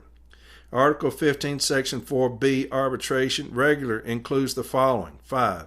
If either party concludes that a case referred to regular arbitration involves an interpretive issue under the national agreement or some supplement thereto which may be of general application, that party's representative shall request input from their appropriate national representatives at the headquarters level. If either party's representative at the headquarters level determines the case is interpretive, a notice will be sent to the other party. The case will be held pending the outcome of the national interpretive dispute. If both parties' representatives determine the case does not involve an interpretive issue, the case, if already scheduled for arbitration, will be heard before the same arbitrator who was originally scheduled to hear the case. Further, if the hearing had convened, the case will continue at the same stage of arbitration. The above provision is applicable when a party believes the grievance involves an issue requiring interpretation under the agreement at the national level. The situation described as arising after a grievance is appealed to arbitration places the arbitration hearing on hold pending the outcome. This is not the issue raised by the service here. The service had already pursued that avenue when the grievance was first scheduled for arbitration in October of 2023. By letter dated October 12, 2023, the service had notified the union that it was invoking this interpretive procedure under Article 15. Thereafter, the parties at the national level determined that there was no interpretive issue, and the grievance was returned to the scheduling process for this arbitration hearing. A key distinction to be highlighted between the interpretive issue addressed in the agreement and to the jurisdictional issue raised by the service is that the agreement allows the parties to raise an issue of potential national interpretation when a grievance is already at the point where it is pending arbitration. When the service first mentioned its national issue, it seemed like it could possibly fall under this provision, but the agreement is specific with its purpose. It does not broadly allow any argument that is presented with the label national to be raised as late as the arbitration hearing. The service has not offered any support to demonstrate a contractual basis for allowing this belated argument or for excusing the fact that it was not previously raised during the grievance process. The argument is not of a unique nature given special attention in the agreement like the interpretive step. There is no support for considering the argument at this point, especially as suggested by the service, to find the grievance inarbitrable and to dismiss it outright without a hearing on its merits. While the issue is not timely raised by the service and will not impact the grievance, it will be briefly addressed solely for the purpose of a clear record. The service's brief presents the issue as following. For the second procedural argument, that is, that this is a national level issue, under Article 19, it is the union at the national level that have standing to challenge a change that was inconsistent with the handbooks and manuals. The service relies on the JCAM's discussion of Article 19 in support of its argument. Handbooks and manuals. Article 19 provides that those postal handbook and manuals provisions directly related to wages, hours, or working conditions are enforceable as though they were part of the national agreement. Changes to handbook and manual provisions directly related to wages, hours, or working conditions may be made by management at the national level and may not be inconsistent with the national agreement. A challenge that such changes are inconsistent with the national agreement or are not fair, reasonable, or equitable may be made only by the NELC at the national level. The service is correct that if management at the national level makes changes as described in Article 19, it is only the union at the national level that has the right to challenge that any changes are inconsistent with the national agreement or are not fair, reasonable, or equitable. That is not the nature of this grievance. The union's grievance alleges that management in the national installation implemented a mandatory local policy inconsistent with the postal handbooks manuals incorporated into their collective bargaining agreement. The union is not asserting that a change was made by management at the national level that is inconsistent with the agreement. If that were the case, the services argument would be applicable in that under Article 19, that challenge may be made only by the NELC at the national level. It is not an act at the national level that the union is challenging. It is an act at the local installation level that is the subject of this grievance and that the union claims is inconsistent with handbooks and manuals that are incorporated into the agreement through Article 19. The service argues in its brief in part that if the local union branches were allowed to challenge agreements and decisions made by the national parties, then collective bargaining means nothing. Again, the union is not challenging an agreement or a decision made by the national parties. The JCAM also includes the following. Local policies. Locally developed policies may not vary from nationally established handbook and manual provisions. National Arbitrator Aaron, C. 4162. Additionally, locally developed forms must be approved consistent with the Administrative Support Manual, ASM, and may not conflict with nationally developed forms found in handbooks and manuals. It is the union at the local level that has jurisdiction to challenge locally developed policies that it believes vary from national established handbooks and manual provisions. In presenting this procedural argument, the service discussed some aspects of the union's contentions that go to the merits of the grievance. This is sometimes necessary when making a procedural argument, and there can be a degree of overlap between the procedural and the substantive merits. This is noted to explain that the rejection of the service's request to dismiss the grievance on the basis does not mean that the service's references to the facts in its argument would be irrelevant to the hearing on the merits. Interim order. This interim order resolves the first stage of this bifurcated arbitration hearing. The service's request for finding that the grievance is not arbitrable and for an order dismissing the grievance is denied. And she said the hearing will proceed to address the substantive merits of the grievance. And I know that's a lot of reading, but that's very educational. Very educational. And one of the things I hope to do is open up the arbitration database to shop stewards. I know that very limited people can have access to that, and that's because we believe all the shop stewards are idiots and they don't know how to read arbitration decisions, and they'll put arbitration decisions in their contentions at formal step A and A that make no sense. And I just don't believe that everybody's an idiot. I believe that people can read, and they have reason, and they're able to look at things and determine if things are for us or against us. And so I'm hoping to open those things up because I believe that one of the best educational tools we have is reading arbitration decisions. They're very educational. That's one of the most educational decisions you'll ever read on the processes.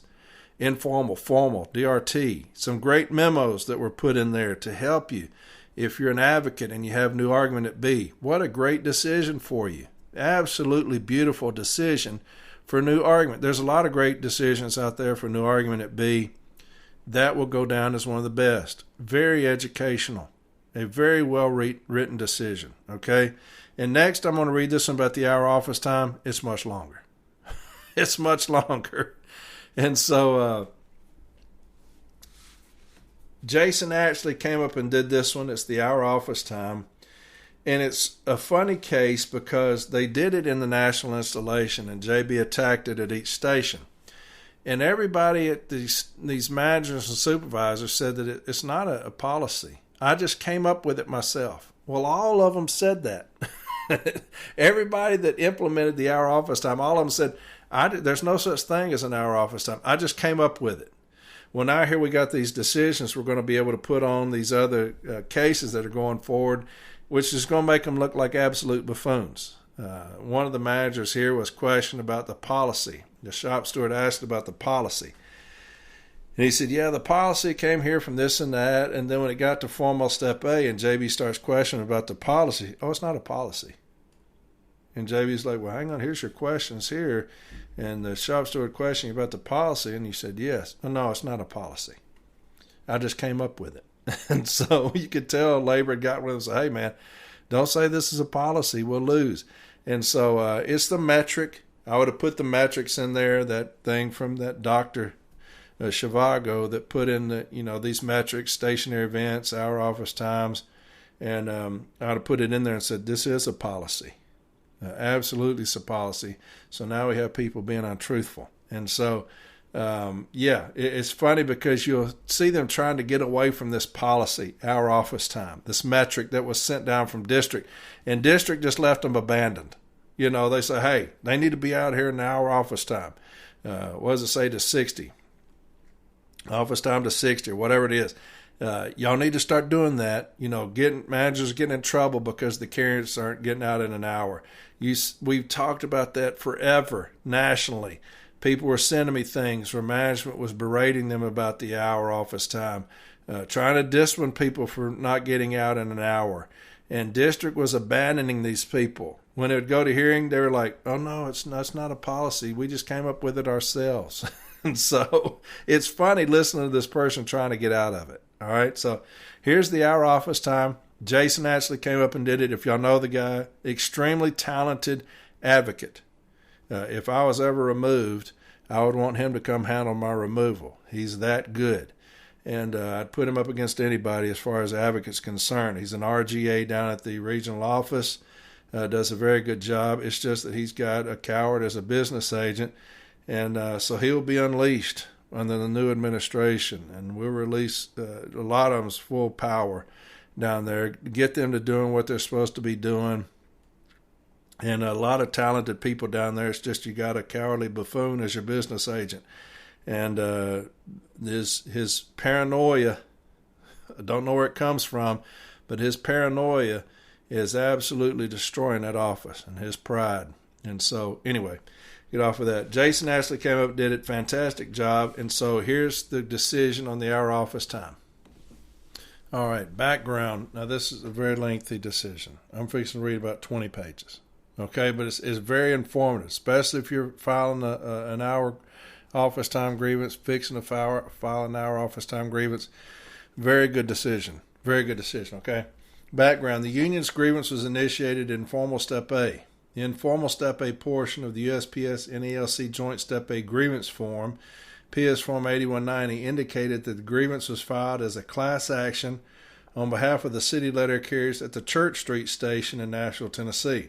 The form also documents the individuals who participated in the process at that step.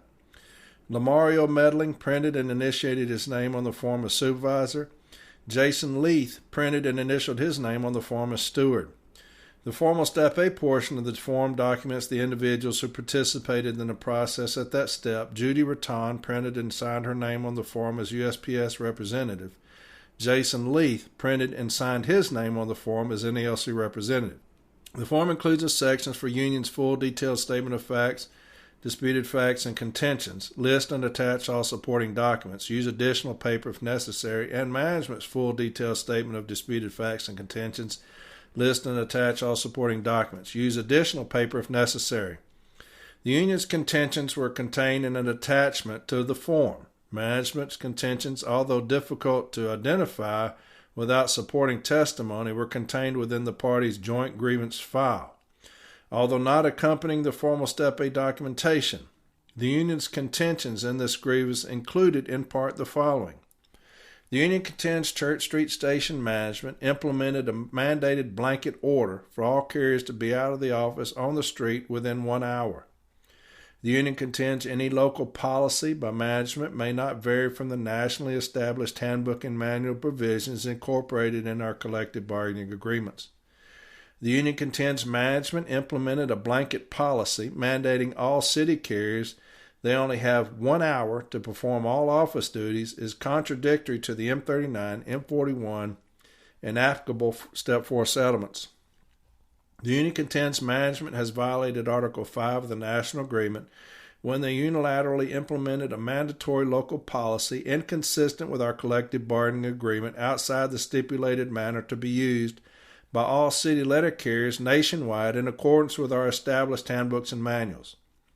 The union contends that only stipulated directive to office time duties for city letter carriers comes from the M41 and M39 handbook incorporated via Article 19 of the National Agreement. Page 19.2 of the NELC USPS Joint Contract Administration Manual, or JCAM, states the following relevance. Local policies, locally developed policies, may not vary from nationally established handbook and manual provisions. A pattern of behavior exhibited by Church Street Station management when implementing a local policy inconsistent with our collective bargaining agreements, which has resulted in a toxic and stressful working environment.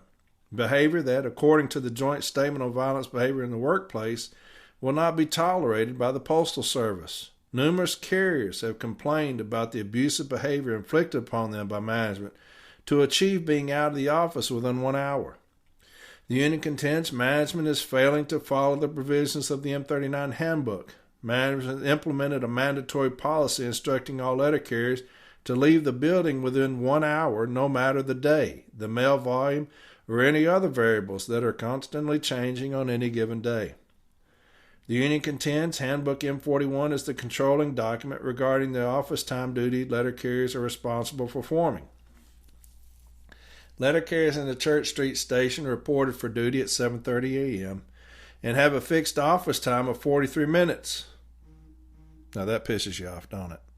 Because your president just agreed to torpedo that to 20. And it was always one of our biggest arguments in the 1 hour office time grievance was the fixed office time. And management will now use that against us. But anyway, every letter carrier is now allocated only 17 minutes to case letters, flats, spurs, personal needs, etc. to pull down the route and leave the office with all mail. The union contends Church Street management has unilaterally pursued a new work standard in violation of Article 34C and Section 115 of the M39 Handbook. Management is improperly implementing their own work methods in direct contradiction to Article 34 and Chapter 2 of the M39 Handbook. To set a new carrier leave time, the union contends management's policy directly contradicts their own data.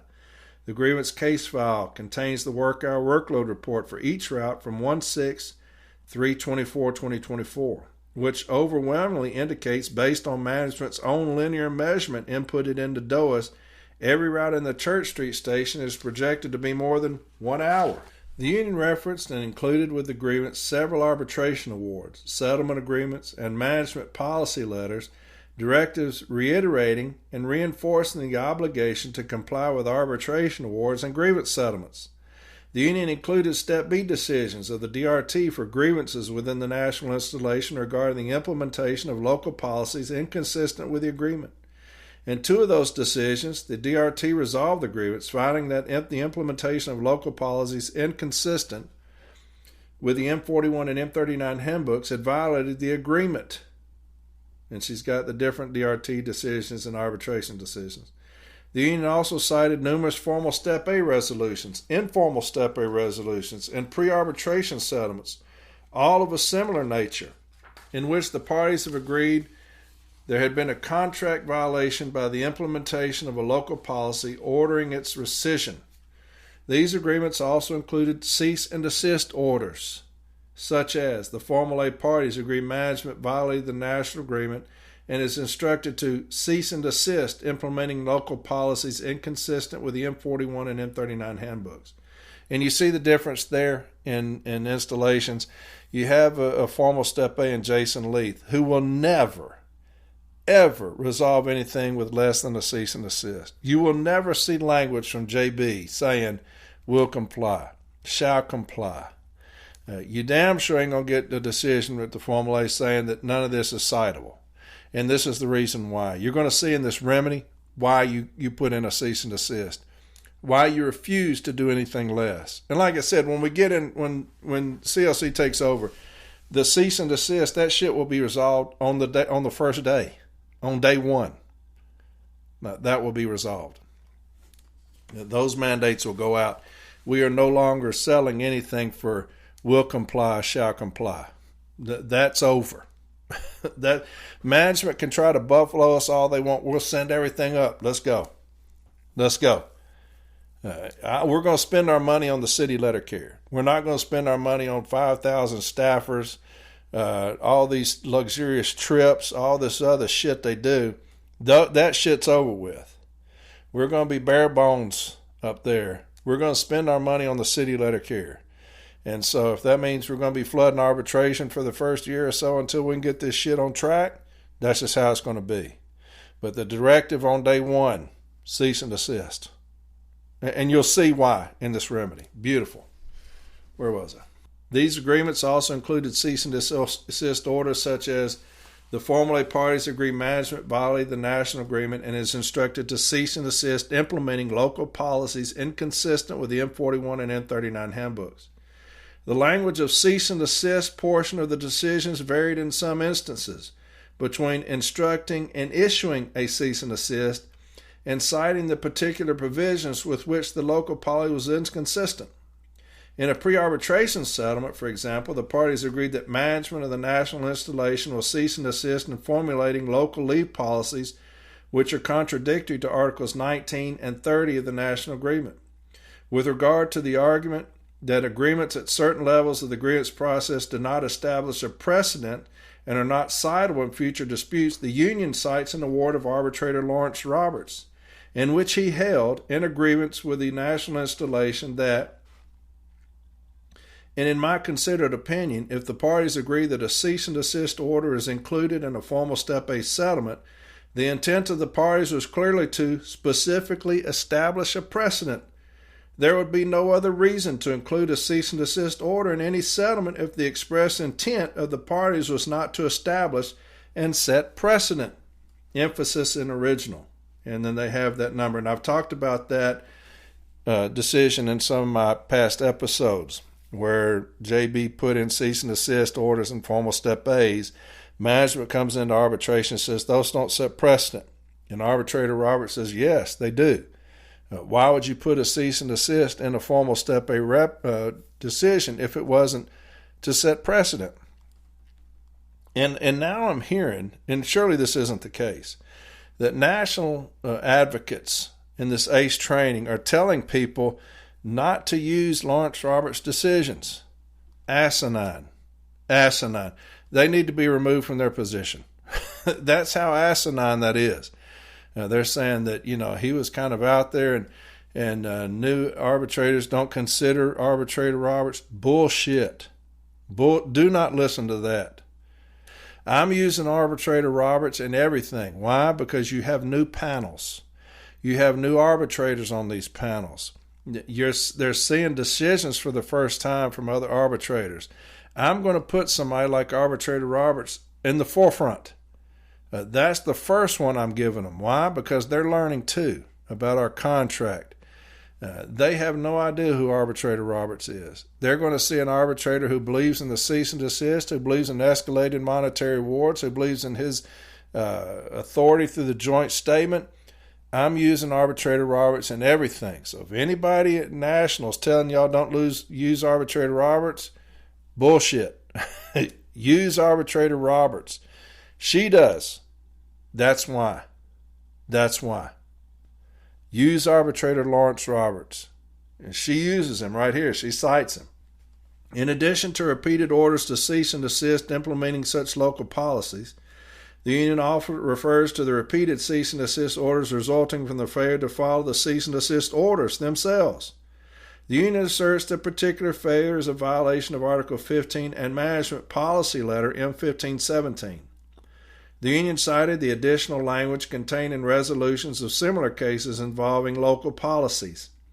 In addition to an order to cease and desist implementing such policies, those agreements also include the following or a similar provision.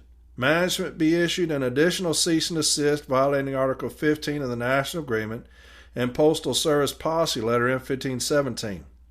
The joint grievance file also includes numerous Step B decisions for grievances within the national installation that included the following. Management has issued a cease and desist from violating Articles 15 and 19 of the National Agreement and is reminded of the requirements to comply with grievance settlements and that any agreement agreed upon time limits must be strictly adhered to. The union argued that over and over National EAS consistently tries to implement policies not incorporated into our agreements and continues to defy resolutions instructing them not to do so. Management has been instructed in numerous resolutions to cease and desist violating Articles 15 and 1517. by failing to comply with previous resolutions instructing them to stop implementing local policies. With respect to a financial remedy in this grievance, the union cites pre-arbitration settlements and arbitration awards, which all directed payment to the impacted employees and or local branch of the union for the continued violations of Article 15. Relying on Article 41 of the JCAM, the union maintains that those remedies are not punitive and are, instead, incentives for compliance. The union contends the remedy has raised the cost of failing to comply to an amount that will be noticed so that the failure to comply with Article 15 and M1517 will actually cease. Now you look at JB, okay? Formal Step A. Very, very good formal Step A. I'd put JB in one of the best in the country, okay? He's an advocate. But he's a formal Step A, has been highly successful. And he's showing you what it means to attack management. Now you look at the EVP Barner right now. You have a formal Step A for Nashville. He's laying it out why we need a compensatory remedy, an escalated monetary award based off a cease and desist. It's for future compliance. It's an incentive to comply with the contract. It's all we have. All we have is the cease and desist. And then we keep getting enough of those, raising the monetary award, the incentive for future compliance. Why? Because we want management to comply with the contract that they agreed to. Then you look at Barner, going into all these DRT trainings, telling them no more cease and desist. Why? Because the union weaponizes that piece of the pie. Remember when he's talking about the piece of the pie? You're talking about these monies that we're wasting on grievance settlements could go to a larger portion of, in our contract, in our TA, a larger portion of our raise. That's how idiotic this stupid son of a bitch is. To go around telling people that the only avenue we have for contract compliance, the cease and desist, we're going to do away with it. Why? Because labor has told him that we're weaponizing it. Labor, Lloyd is going into these meetings saying, y'all have weaponized the cease and desist, so we're going to get away from that language. And then when you have that, you have other formal Step A's writing resolutions, like I read earlier, that say, will comply, shall comply. When we talk about the opting, it says, management will abide by. That doesn't mean anything. They're already supposed to abide by it. Management will abide by when you're talking about Article 17. Management will abide by. And you look at the difference between that formal Step A and JB, cease and desist. And then he lays out why the cease and desist is relevant and important. And he pulls it out of Article 41 where he talks about opting. An instructional cease and desist, it becomes egregious. Then you'll think about a compensatory remedy. That's what the parties have agreed to in Article 41. So JB lays it out beautifully. Here's why the cease and desist is important. We want contract compliance. And here's why an escalated monetary award is important for incentives for compliance. You're not going to comply? Well, let's start paying out some monies for an incentive to comply. Just like Arbitrator Roberts said in Lake Charles after we'd been going down there for a couple of years, there is a number. There is a figure that we will reach that will bring you into compliance. It's all we have. And it will be coming roaring back when the CLC takes over, I'm telling you. It will roar back. And any attempt by labor to go into a DRT training jointly, we will walk out. The cease and desist is coming back to the NLC. So anyway, it goes on. Management's contentions contained in the Step B decision include statements from 3 management representatives, the service's formal Step A representative, a manager from the Church Street Station, and a supervisor from the Church Street Station, which will be further addressed in the discussion below. The service asserted that there was no such blanket policy and that management did not change any work measurement system or time standards or institute any new ones in violation of Article 34. Management Step B representative also presented its response to each of the carrier's statements in the joint grievance file. Management's other arguments included that there could not have been a mandatory or ordered instruction to the carriers as alleged by the union, since carriers were exceeding 1 hour in the office. Had there been a mandate or order, carriers would have been prohibited from exceeding 1 hour and would not have been doing so. The service argued that since the work-hour workload report showed that carriers were regularly leaving the office beyond 1 hour, and there was no disciplinary action issued as a result, this is proof that there was no such policy in place. The service cited Handbook M39, Section 122.22, which states in part that carriers must be trained and motivated to complete their office work so that they may leave the office on time each day. To show that management is required to motivate carriers to meet their office time. The service characterized the union's invocation of the JSOV as the ultimate sign of disrespect to the victims in the Royal Oaks Post Office and to any employee who has been legitimately abused, maintaining that the carrier statements do not support a violation. In response to the union's inclusion of prior settlements and arbitration awards, the service explained its position as to why they were not precedential or relevant in this case. The service summarized its position as follows. The union has failed to support their claims in this case as documentation in the file shows there is no mandate limiting carriers to an office time of 1 hour. Management has the right to manage according to daily workload, and they are required to motivate carriers to leave the office on time per Handbook M39. The frequency of instances of carriers exceeding 1 hour of office time obliterates any union argument of a mandate of blanket policy. The union's inability to evidence a local policy renders moot the arguments involving failed compliance. Management denies this grievance in its entirety. The union presented the testimony of Jason Leith, the steward, and the following letter carriers: William Allen, Curtis Inman, and Kiera Bagley. The service presented the testimony of Lamario Medling, supervisor, Church Street Station, Kimberly Crawford Buckley, manager, Church Street Station, and Judy Ratton, manager, customer service, and Formal A representative. Discussion. The voluminous record before this arbitrator consists of the parties' 568-page joint grievance file, which includes several types of reports, the testimony of the 6 witnesses at the arbitration hearing, the parties' post-hearing briefs, and prior arbitration awards. The record addressed the 3 separate issues referenced above. The main substantive issue presented is based on the union's objection to the implementation of a local policy which it deems inconsistent with the agreement and improper unilateral action, and therefore a violation of the agreement.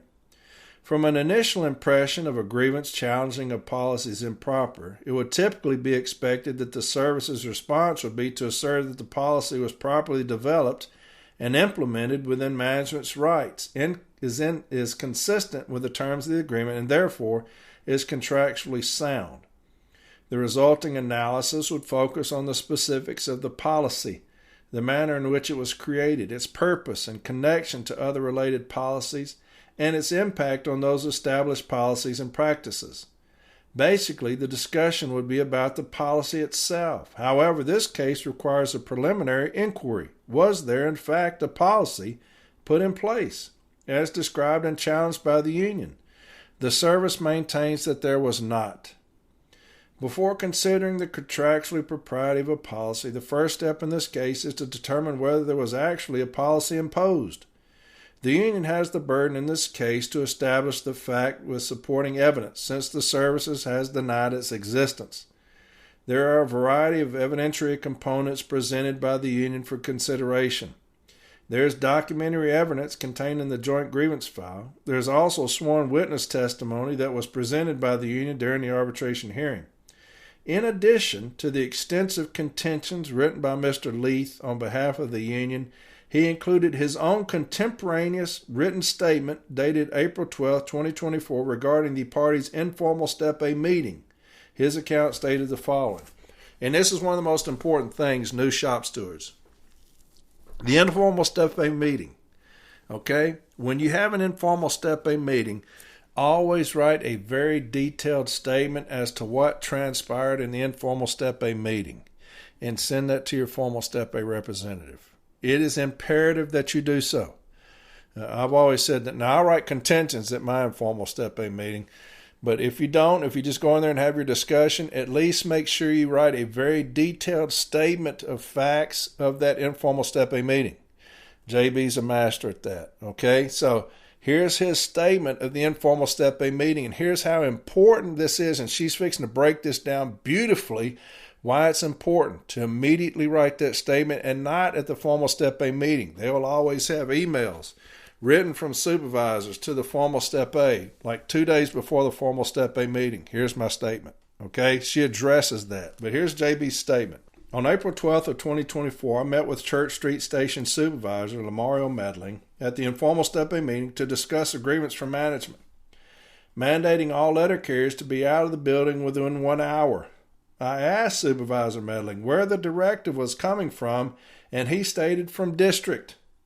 I asked who from district, and he replied, all Nashville installation management are required to be on a telecom daily with district manager Omar Coleman and Sandy Quick, who were their personnel responsible for the implementation of the policy requiring all employees to be out of the office within 1 hour.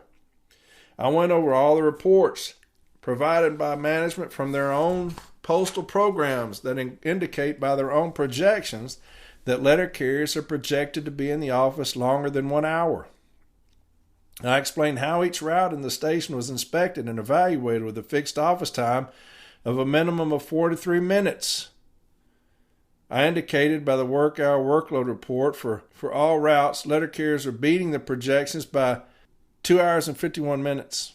Supervisor Medling responded that they did not care about fixed office time and carriers do not need the entire 43 minutes. Damn. I'll read that again. Supervisor Medling responded that they did not care about fixed office time and carriers do not need the entire 43 minutes, and your president agreed with management in this TA. They've been attacking us on this hour office time. Remember they said, now you've got 40 minutes of office time, going to 45 minutes of office time. What did they need to get down on us? Fixed office time. The thing that was killing them was our fixed office time. Because we say, hey, we got 33 minutes of fixed office time. 43 with a break. Your president comes into agreement on a TA that he forced through an arbitration, mediation, to lower that to 20. So he is giving them the hour office time. He's wrapping that in a nice bow for them when he did that. You have to have a president that's had actual time on the workroom floor. He had no time down here. So when he implements things like that, he's not paying attention to the pulse of the city letter carrier or the workroom floor. You've got to understand, before I do this, what's going on right now on the workroom floor? Well, the hour office time is going on. Will this 20 minutes hurt the carrier? Well, it's not really related to that. It's dealing with new route adjustment processes and these S&DCs or whatever. Could it potentially harm the city letter carrier if I sign this, if I agree to this? It could. They bastardized M1983 with these parameters. It could potentially hurt. I'm not going to do that. I'm not going to agree to that lowering of the fixed office time. So if y'all want to challenge that, we'll go to arbitration for that, because I'm not comfortable doing that, because y'all could potentially bastardize that like you did these parameters. 22 minutes, the stationary events, the things that y'all did with that. I'm just not comfortable doing the 20 minutes. Hell, this motherfucker don't learn. He can't. He's incapable of learning from his past mistakes, and so he lowered it to 20. But anyway, here's what this cat said. Responded that they did not care about fixed office time and carriers did not need the entire 43 minutes. I expressed to him carriers have reported management had been pushing, yelling, and harassing carriers to leave within 1 hour. Reports of management walking back and forth behind the carriers while they were diligently working, berating employees to pull down and get out of this has created an inharmonious working environment. His only response was, they were doing what they had been instructed to do. Management did not provide any documentation or rebuttal at this meeting. They added nothing to the case file to be appealed at formal Step A.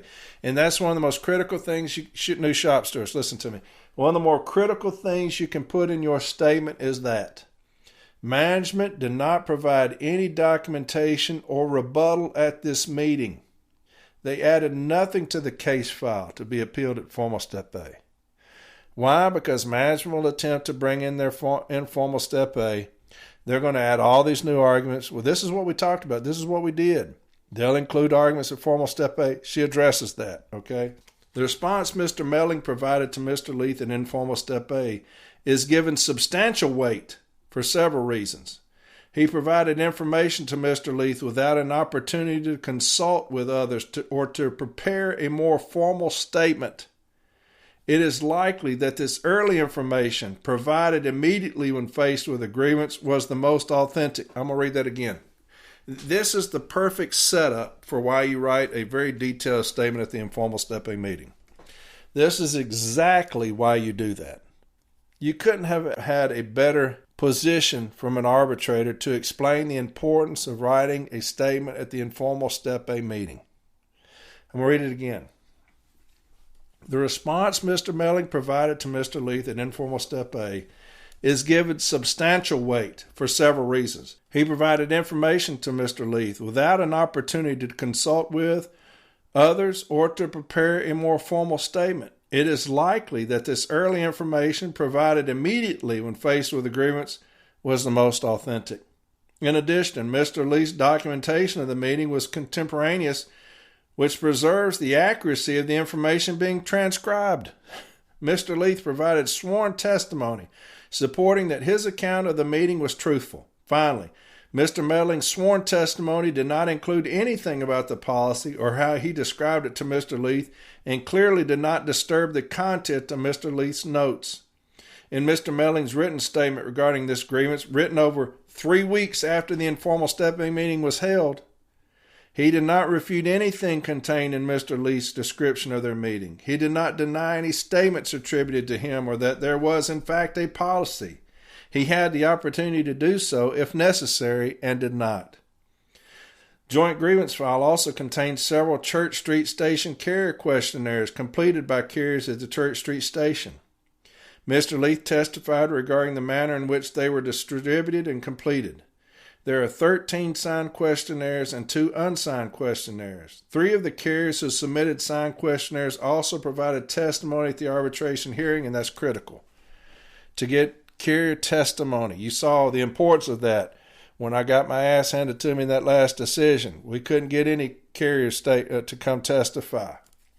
JB tried, President Dana Chambers tried, I tried, none of them would come. You see the importance of that right here. 3 of the carriers who submitted signed questionnaires also provided testimony at the arbitration hearing.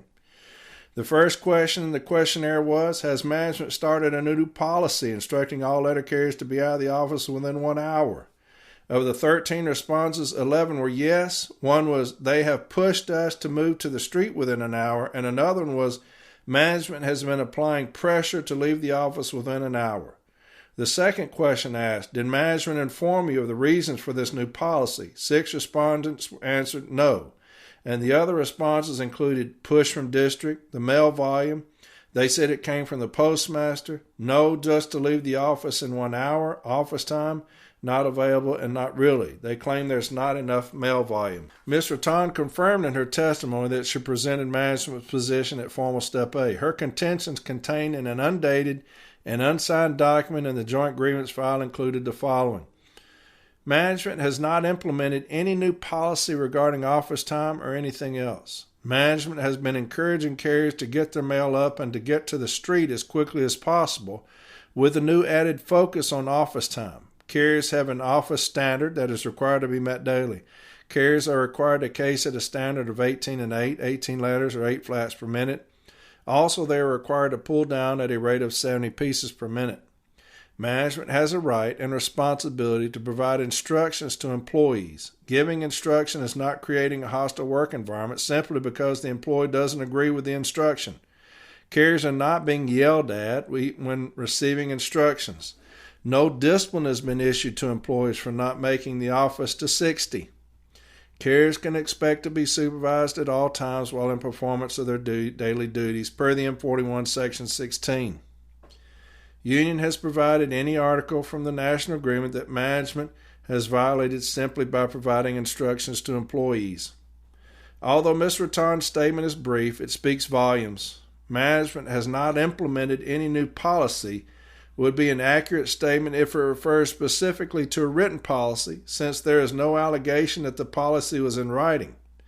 Policies are often documented and presented in writing. There are times when a policy itself is not in writing, but there is a new form required, for example, in which case the documentation of the new policy is in writing via the form. When there is a written representation of a new policy, its existence is clear and easier to demonstrate. A written instrument is not, however, the only means of communicating a policy or proving that one exists. In this case, while denying the existence of an actual policy, the service is not denying the fact that something was happening at the time. That something is what the union considers a new policy, and the service does not. Ms. Raton writes in her statement that management has been encouraging carriers to get their mail up and to get on the street as quickly as possible, with the new added focus on office time, emphasis added. Describing the encouraging management has been doing shows that it was recently occurring, as opposed to something management is always doing. The new added focus even more clearly highlights that something is new, that management is doing or applying in the way it is engaging with the carriers. There is definitely a new managerial development being infused into the office and impacting the communication with and supervision of the carriers. It appears from Ms. Raton's statement that there was, at a minimum, a change in the handling of office time. She described it as the new added focus. Chronology implied was that there was the way things were handled before, then something changed, and then it was different. The question then becomes whether the new added focus equated to a new policy. Ms. Raton's response to the hostile work environment claim will be set aside for now. The next part of her statement continues with another very interesting way of supporting the service's stance, that management has not implemented any new policy. Ms. Raton states that no discipline has been issued to employees for not making the office to 60. It seems that carriers either make or do not make the office to 60. Whether or not there is discipline for not making the office to 60, this sounds very much like it is referring to a standard of some kind. It seems like not making is the equivalent of not meeting or not satisfying. There may be no discipline involved, but there is certainly a lens through which something the carriers are doing or not doing is being viewed and a standard of measurement being applied.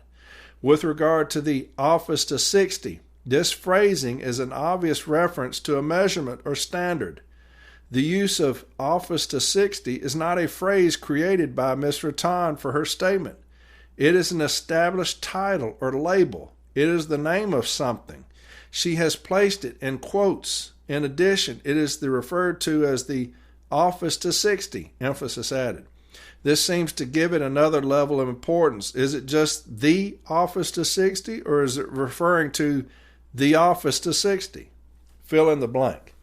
Perhaps it is the office to 60 rule, standard policy. There is no doubt it is something of significance. Notably, this was not a term initially included by the union or by the carriers in this questionnaire. It is a term coined, used, and shared by the service.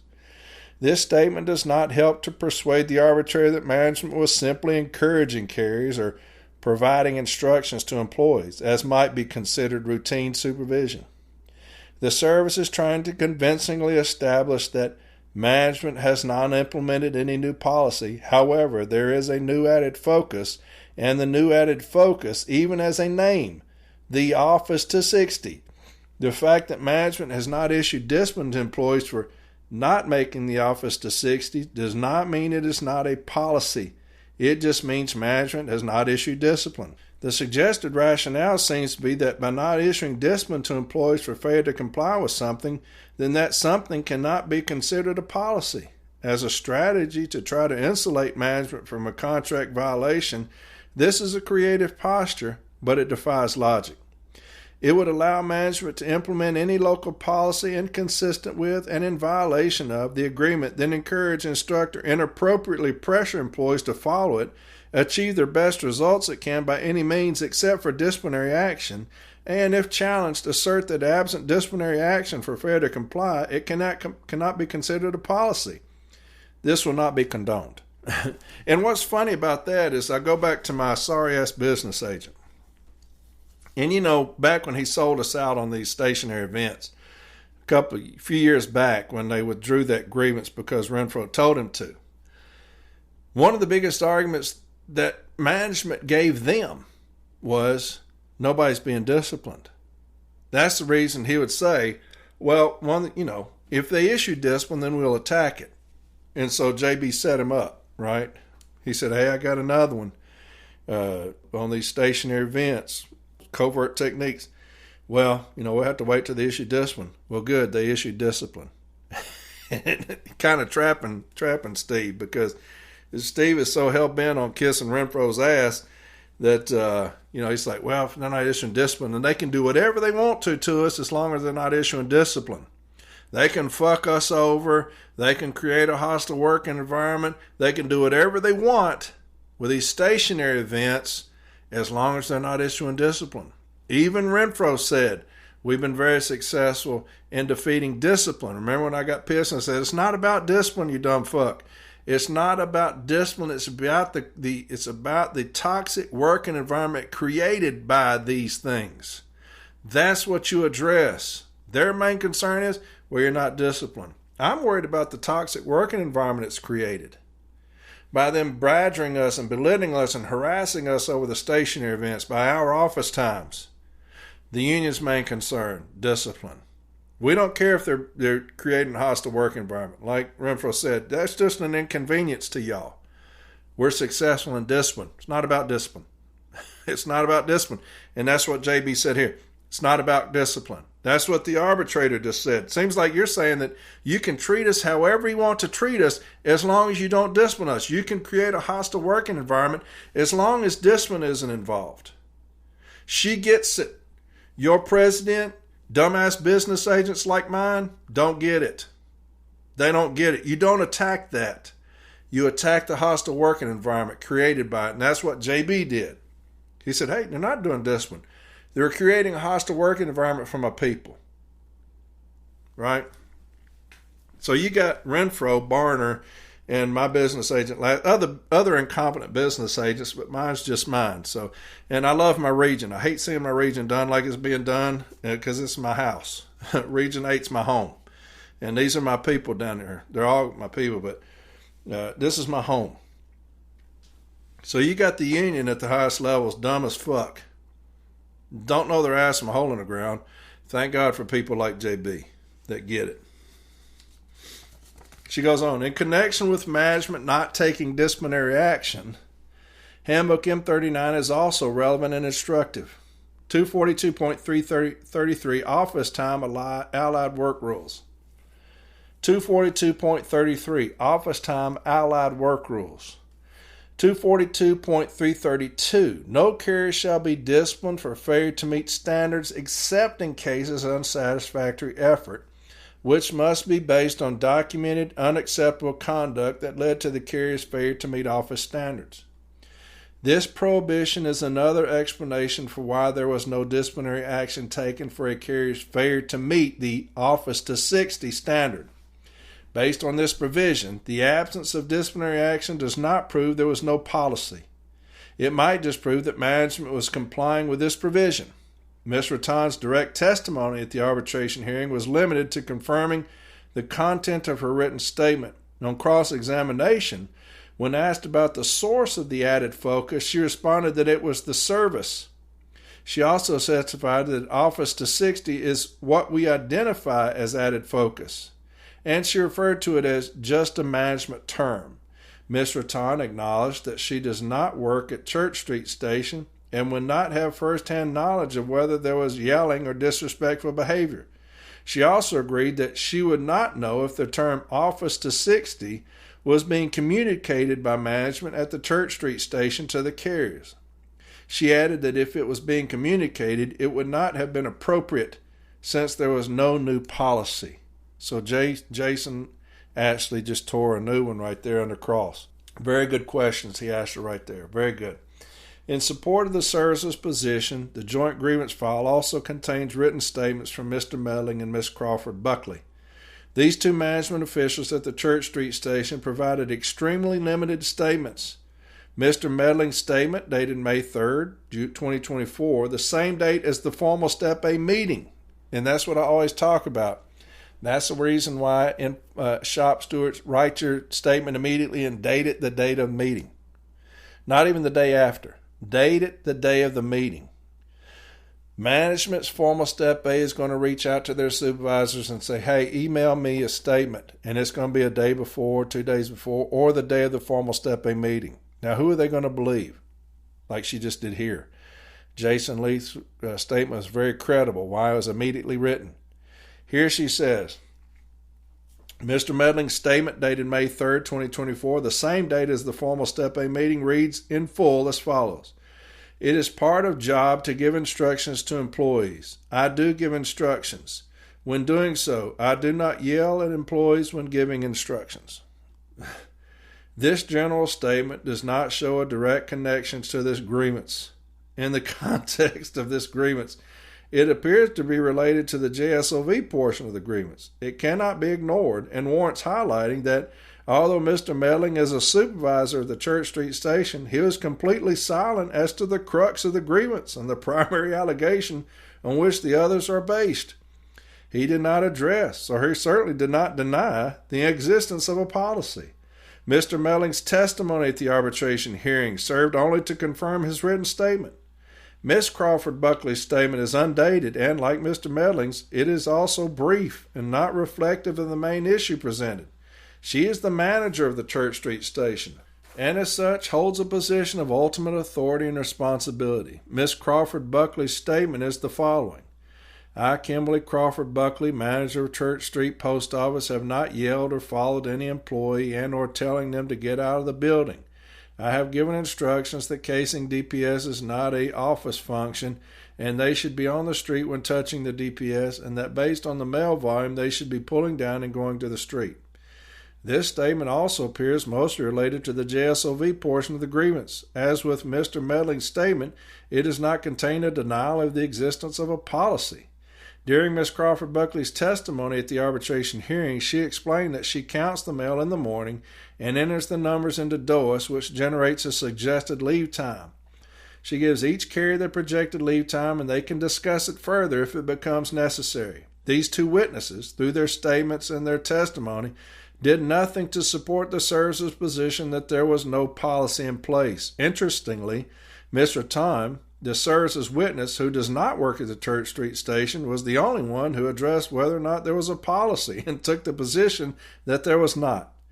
The other two witnesses for the service actually managed and supervised the carriers at the Church Street station and had nothing to say about whether or not there was a policy. Therefore, the only evidence presented from those working at the Church Street station, the actual work site of what was being communicated to the carriers who worked there with regard to a policy, came from the carriers, without any first-hand rebuttal.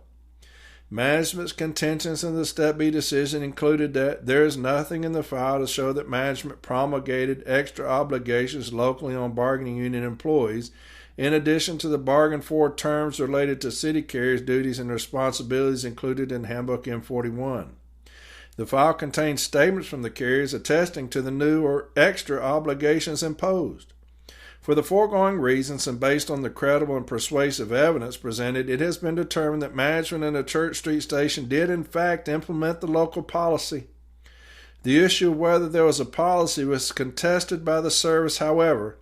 The issue of whether such a policy would be consistent with the agreement was not actively contested. There was no dispute as to the manner in which office time and leave time are determined, or as to the information contained in the various reports contained in the joint grievance file. There was no dispute that the City Delivery Operations Information System, or DOIS, is a time projection tool used by management to estimate the daily workload of city carriers using the mail volume of each particular day.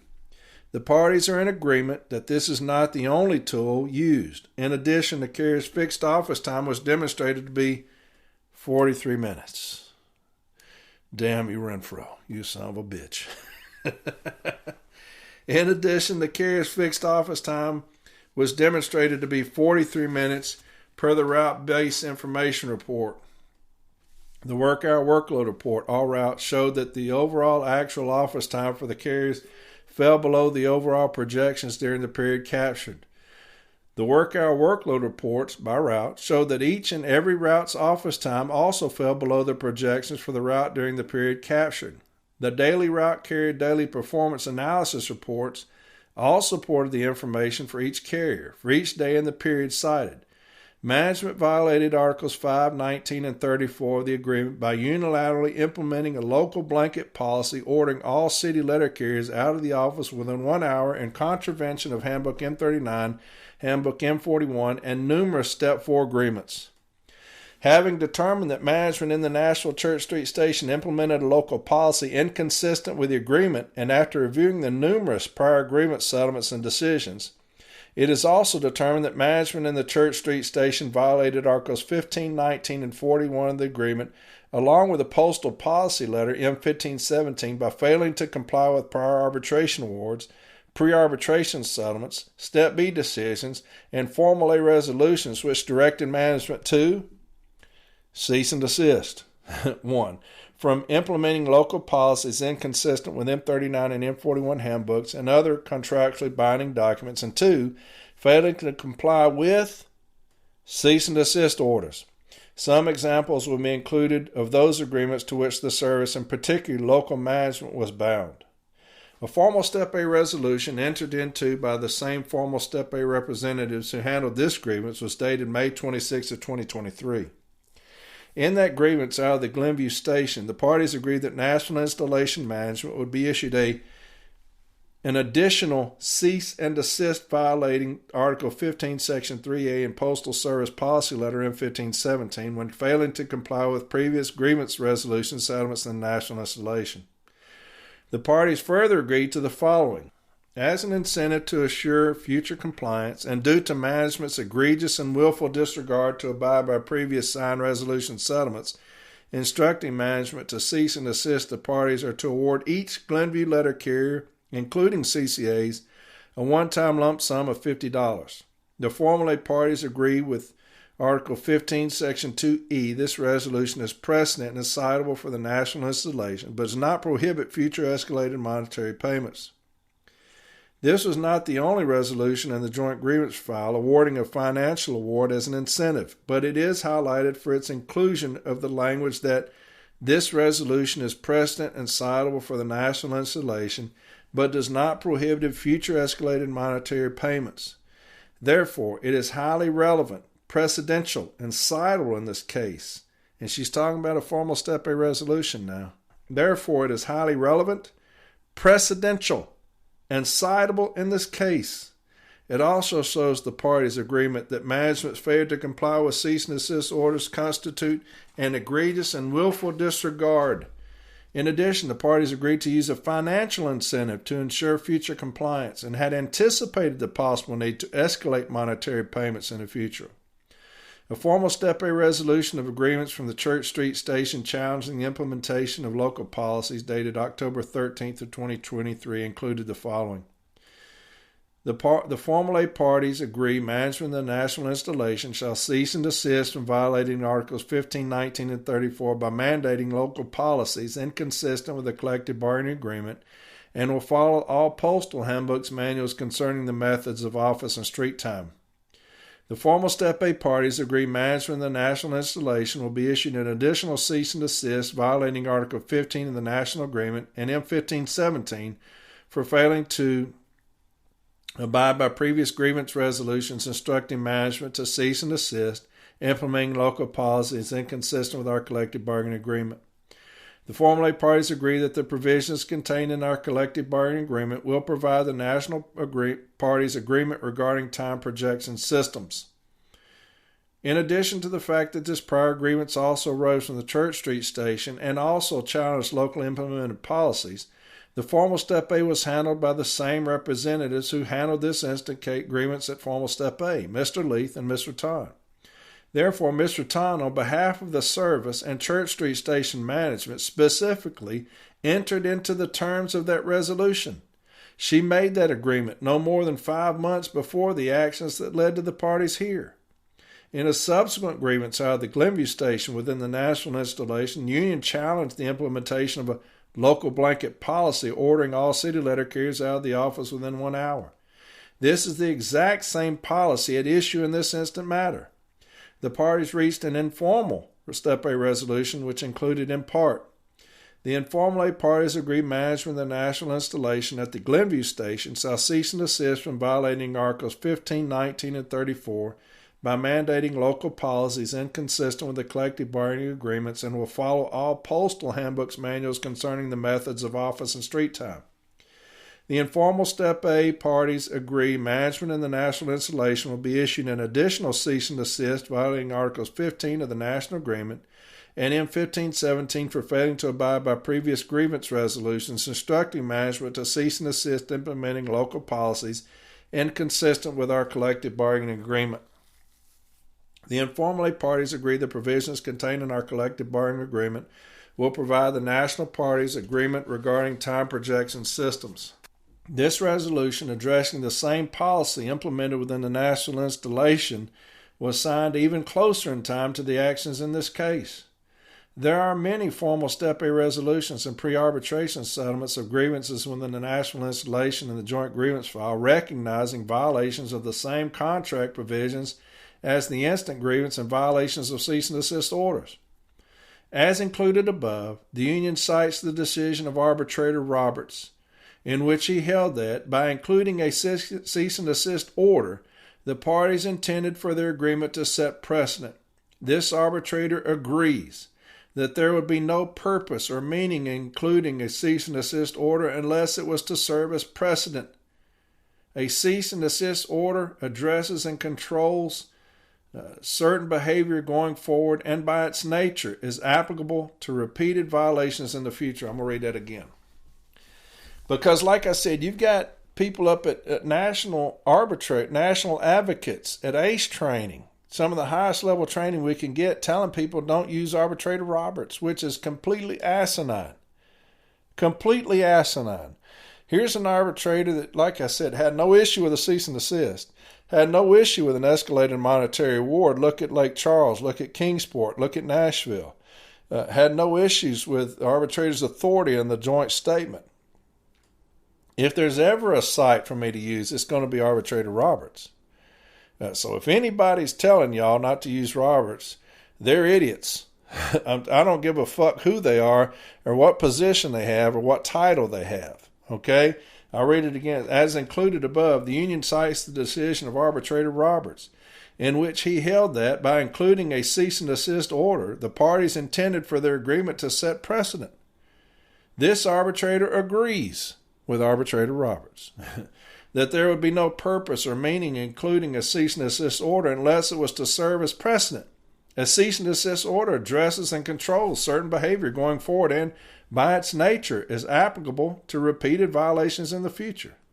In addition to the prior grievance resolutions in the joint grievance file, this arbitrator also finds the arbitration award of arbitrator Zane Lumley to have applicability and persuasive value. In his award, arbitrator Lumley found that the implementation of the 60-minute office time standard violated the agreement, including the JSOV, and has that case cited there.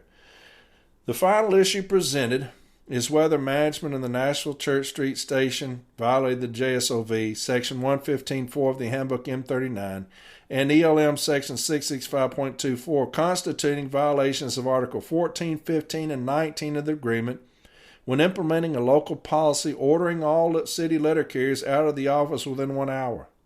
The records demonstrated that implementation of the local policy ceased at some point. It is not clear, however, for what period of time the policy was in place. Mr. Allen testified the policy was in effect for 7 months. Mr. Inman testified that it went on some months, and Ms. Bagley testified that the policy was in place for approximately 2 or 3 months and added that it went on for a minute. The length of time that the policy was in effect had no bearing on the finding that the policy constituted a contract violation. Its potential relevance would be to the issue of management's conduct. In the questionnaire completed by carriers, 2 of the questions posed were of somewhat similar nature. How has this new policy affected your work habits and mental health? And please describe how this new policy has made you feel and any behavior you have witnessed from management implementing this new policy. The responses to those 2 questions will be presented together for each carrier. Feeling rushed, like I'm a crappy carrier and can't case mail in a timely manner. Feel pressure to do unrealistic job assignments. Yes, it has left me with stress and headache, which doesn't help me with my tumor. It has left me with a sense to always rush due to being yelled at by manager and having argument every day. Rushing in the station, feeling bossed and pushed around. Being watched with management coming behind me telling me to hurry up. Constant yelling to get a hot case mail multiple times and still getting more mail after this 1 hour office time. Does make one feel pushed, which can add anxiety. Does make one feel pushed as far as management behavior, not at this time. Applies more pressure to me, unrealistic standards. It makes me feel angry. It's frustrating because I feel like I'm getting rushed out of the building. Management has been rudely rushing us out of the office, and I feel that the routes should go back to the way that they were due to management not counting mail. We lost routes and gained extra territory, all in the routes for no reason. My route gets 50% more mail since they changed the routes, and I still get told I have only 1 hour or less in the building. Rushed. Nothing has been explained thoroughly, so I have no idea what's going on. I feel uninformed. It's generated stress. It's an impossible expectation. No, just pushing to get carriers out the door. It's stressful and harassing. This policy makes you feel like a robot, not human. Management is acting like bullies. Feel pushed. Just feel rushed to perform my duties. Change is inevitable. Rushed. Cannot case some routes right in 1 hour. Coworkers do not like this at all. Stressful. Everyone's day is different. Management tells everyone has 1 hour to get out no matter the day. Yes, they want us to check vehicle safety, case mail, spurs, and be loaded, ready to go. I personally have not seen anyone get to the point of press it, and spelled that wrong, but it may come at a later time down the road. You can only push your employees so far. The carriers describe management's conduct towards them when implementing the policy. They describe management behavior as rushing, rudely rushing, pressuring, yelling, pushing around, acting like bullies, and harassing. Management's contentions in the Step B decision also included that the file does not contain questionnaires completed by all carriers. Additionally, the questionnaires contain leading questions to elicit certain responses. If there was any interest in fully investigating the allegations presented by the carriers, management was entitled to request that the parties mutually agree to jointly interview witnesses where desirable to assure full development of all facts and contentions. As provided for at Formal Step A under Article 15, in investigating the grievance, management had the right to obtain or clarify the information from the carriers in a different manner if it had been interested in having a better understanding of the carrier's concerns. That's a beautiful contention. There was no testimony or evidence produced by the service to refute any of the conduct allegations presented by the union and the carriers. Mr. Medling and Miss Crawford, Buckley, supervisor and manager of the Church Street Station, respectively, could reasonably expected to be the management officials most familiar with the situation and in the best position to address the allegations regarding the behavior and workplace environment described by the carriers.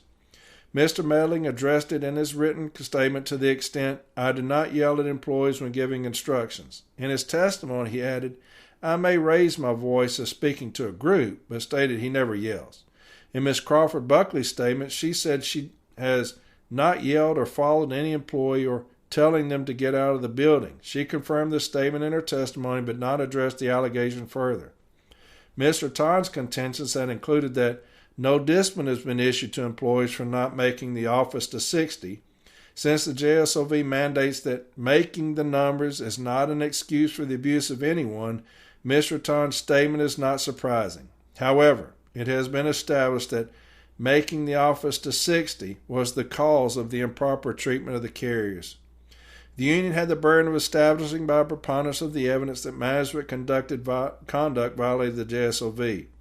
There are instances on a daily basis in which a supervisor makes a request of an employee or gives instructions to an employee which may seem intimidating to the employee, whether by virtue of the supervisor's demeanor or tone, because the request is outside the realm of routine or ordinary job instructions or assignments, or due to various other reasons an employee may feel that way. However, Most typical supervisory interactions do not fall under the auspices of the JSOV's intent and content.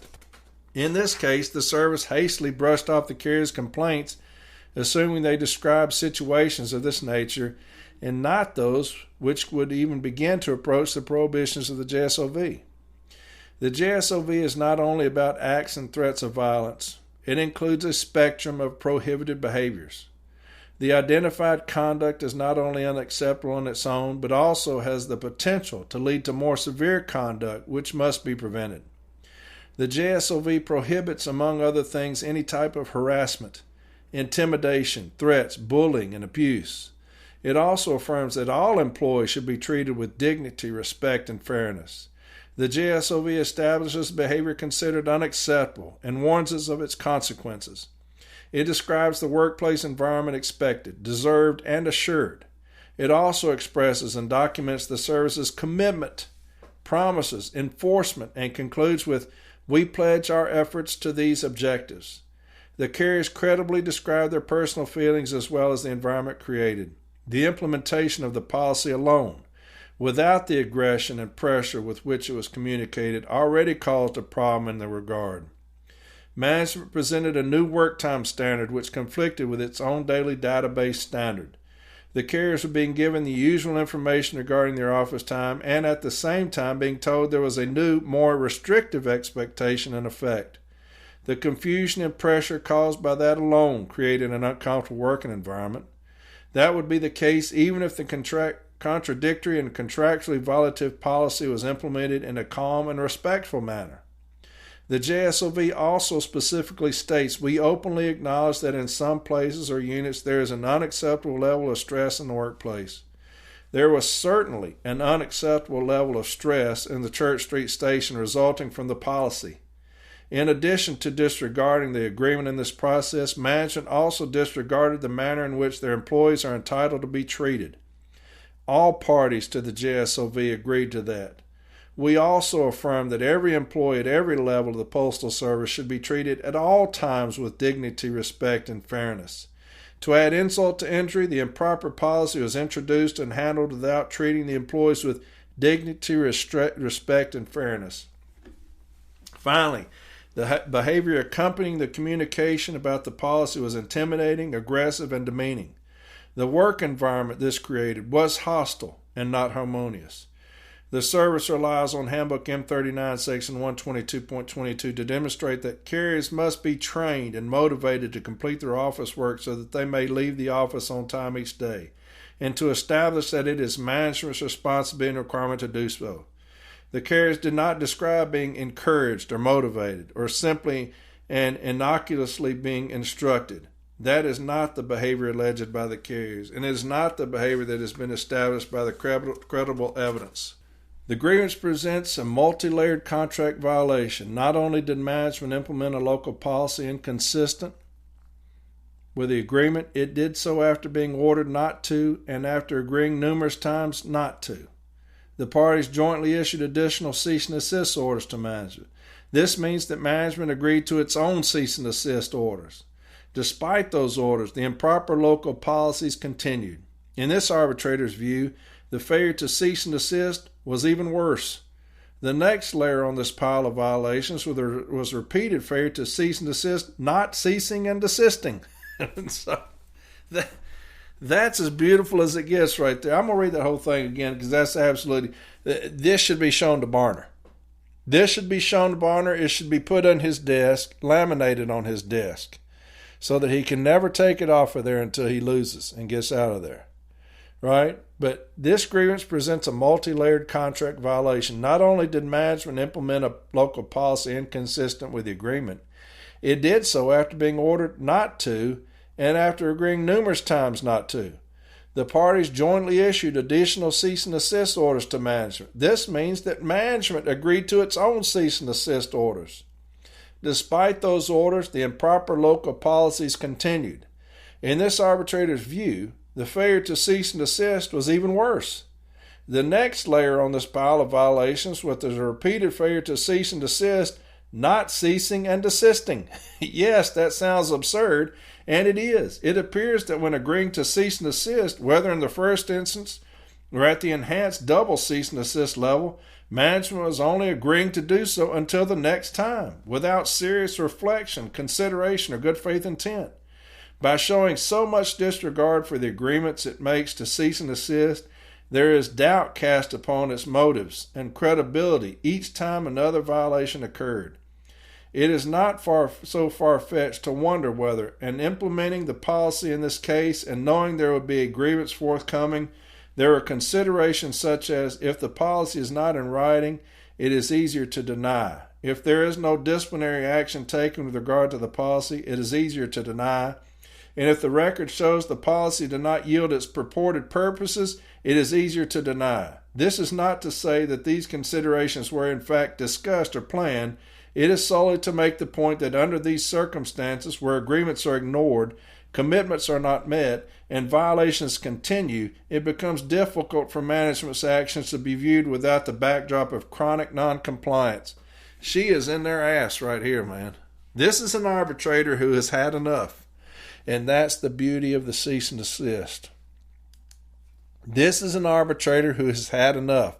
If you go down to Lake Charles, you list Arbitrator Wolitz had enough. Arbitrator Roberts. There is a figure we'll get to down here, and we'll keep going up into they had had enough. Here's an arbitrator who had had enough.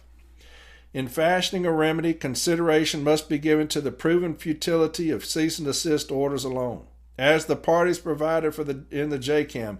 In circumstances where the violation is egregious or deliberate, or after local management has received previous instructional resolutions on the same issue and appears that a cease and desist remedy is not sufficient, it doesn't say it appears that a will comply or a shall comply or will abide by or must abide by. It says, as the parties provided for in the JCAM, in circumstances where the violation is egregious or deliberate, or after local management has received previous instructional resolutions on the same issue, and it appears that a cease and desist remedy is not sufficient to ensure future contract compliance, the parties may wish to consider a further appropriate compensatory remedy to the injured party to emphasize the commitment of the parties to contract compliance.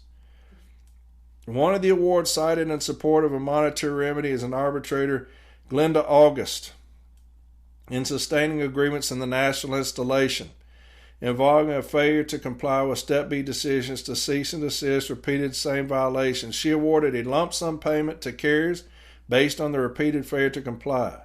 The parties have previously considered and used such remedies, and at this point, reverting to a remedy without a monetary component will not serve any interest moving forward.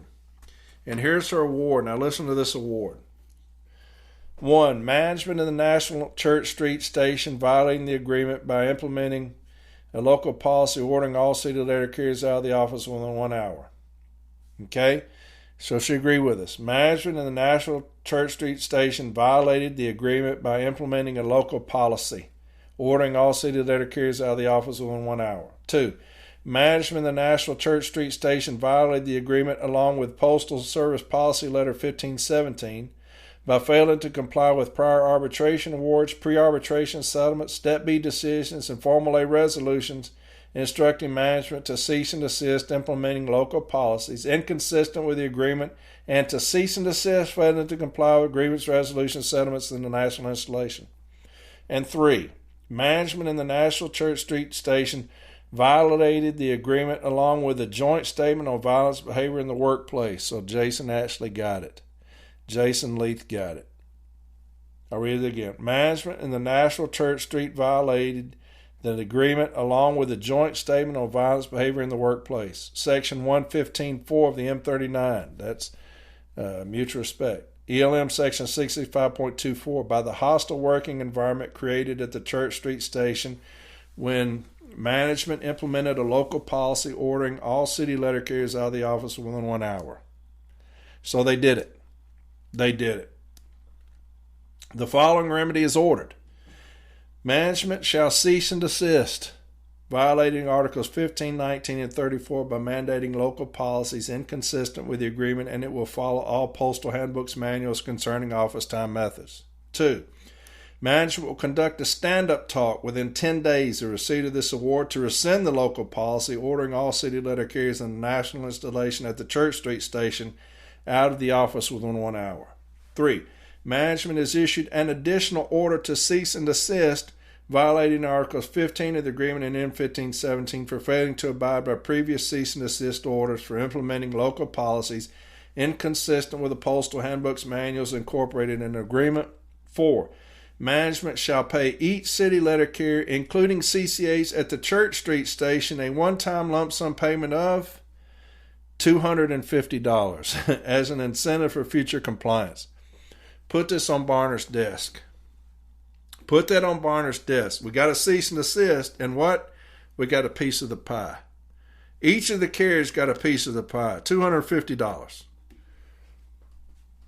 5. Management shall pay Branch 4 of the union a one-time lump sum payment of $500 as an incentive for future compliance. 6. The payments directed in paragraphs 4 and 5 above will be made within 15 days of receipt of this award, and proof of payment shall be provided to the union's formal Step A representative, and then she retained jurisdiction. That's a lot of reading. It's 2.5 hours. But 2 very good decisions. 2 very good decisions. You got one on new argument B, very instructional, very informational. Great stuff. There's the hour office time. How many times did we address the hour office time on these episodes? So many. So many. We came out with guns a-blazing on the hour office time, and that's exactly what we'll do when we take over. You'll see more of that, okay?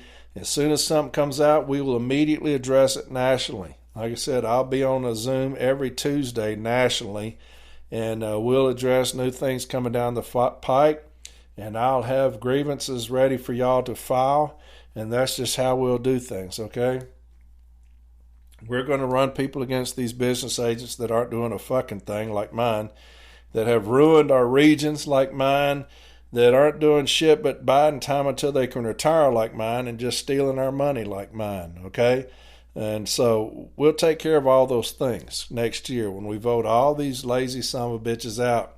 All these old business agents that are just hanging on to the NELC just to suck money out of them, like Lou Drass, they'll be gone. Okay, I appreciate their time, but damn, when you got Renfro's hand up your ass and you're just being a puppet for him, it's time for y'all to go. Okay, we want people that are in there for the city letter carrier only, right? If you're not in there for the city letter carrier, you need to go do something else. Go work at McDonald's. All right, and that's what we'll have y'all do. We'll have y'all go work somewhere else. We want people that are on fire for the city letter carrier and in there kicking ass for the city letter carrier like Jason Leith and Jason Ashley. Okay, that's the type of people we want involved with our union. Those that are fighting their asses off for the city letter carrier, not for Renfro, like our bitch-ass business agent down here in Region 8, and so many more. And so we'll get rid of them. Happy days are coming. The city letter carrier is going to be put back in charge of this union next year. They will be put back in charge of this union, and you will see a new day dawn for the city letter carrier, man. And I cannot wait. I cannot wait. I'm buying time, but we have things already implemented, so on day one, these things will be off and running. Off and running, okay? I love the city letter carrier with all my heart. I love y'all dearly. I would not read for 2 hours if I didn't. And so that's 2 hours of reading. God, dog. That sucks. But, those are good decisions. Mallory will put those up, like I said, on this episode. If you're fighting the 1 hour office time, fantastic decision for you. If you're an advocate looking for a good one for a new argument at B, there's you one of the best ones you'll read. Thank you, Matt Haggard, for coming down from Knoxville. He's a retired president up there and doing that case for us. Thank you so much. The city letter carriers in Branch 4, thank you for spending your time to come down here and help us. Jason Ashley, thank you for coming up here and protecting our city letter carriers in Branch 4, spending the time that you spent on these cases. I know what it is to be an advocate. That's the reason I will never talk about another advocate like Lou does. What a sorry ass he's become, God. Dog, but Jason, thank you. thank you for coming up here and kicking management's ass on our behalf. We can't thank you enough from Branch 4. So, City Letter Carriers, I love you. I'll talk to y'all Wednesday on the Lion's Den. We'll get into more 6-day count, all right? I'll talk to y'all later. Have a fantastic week. Bye.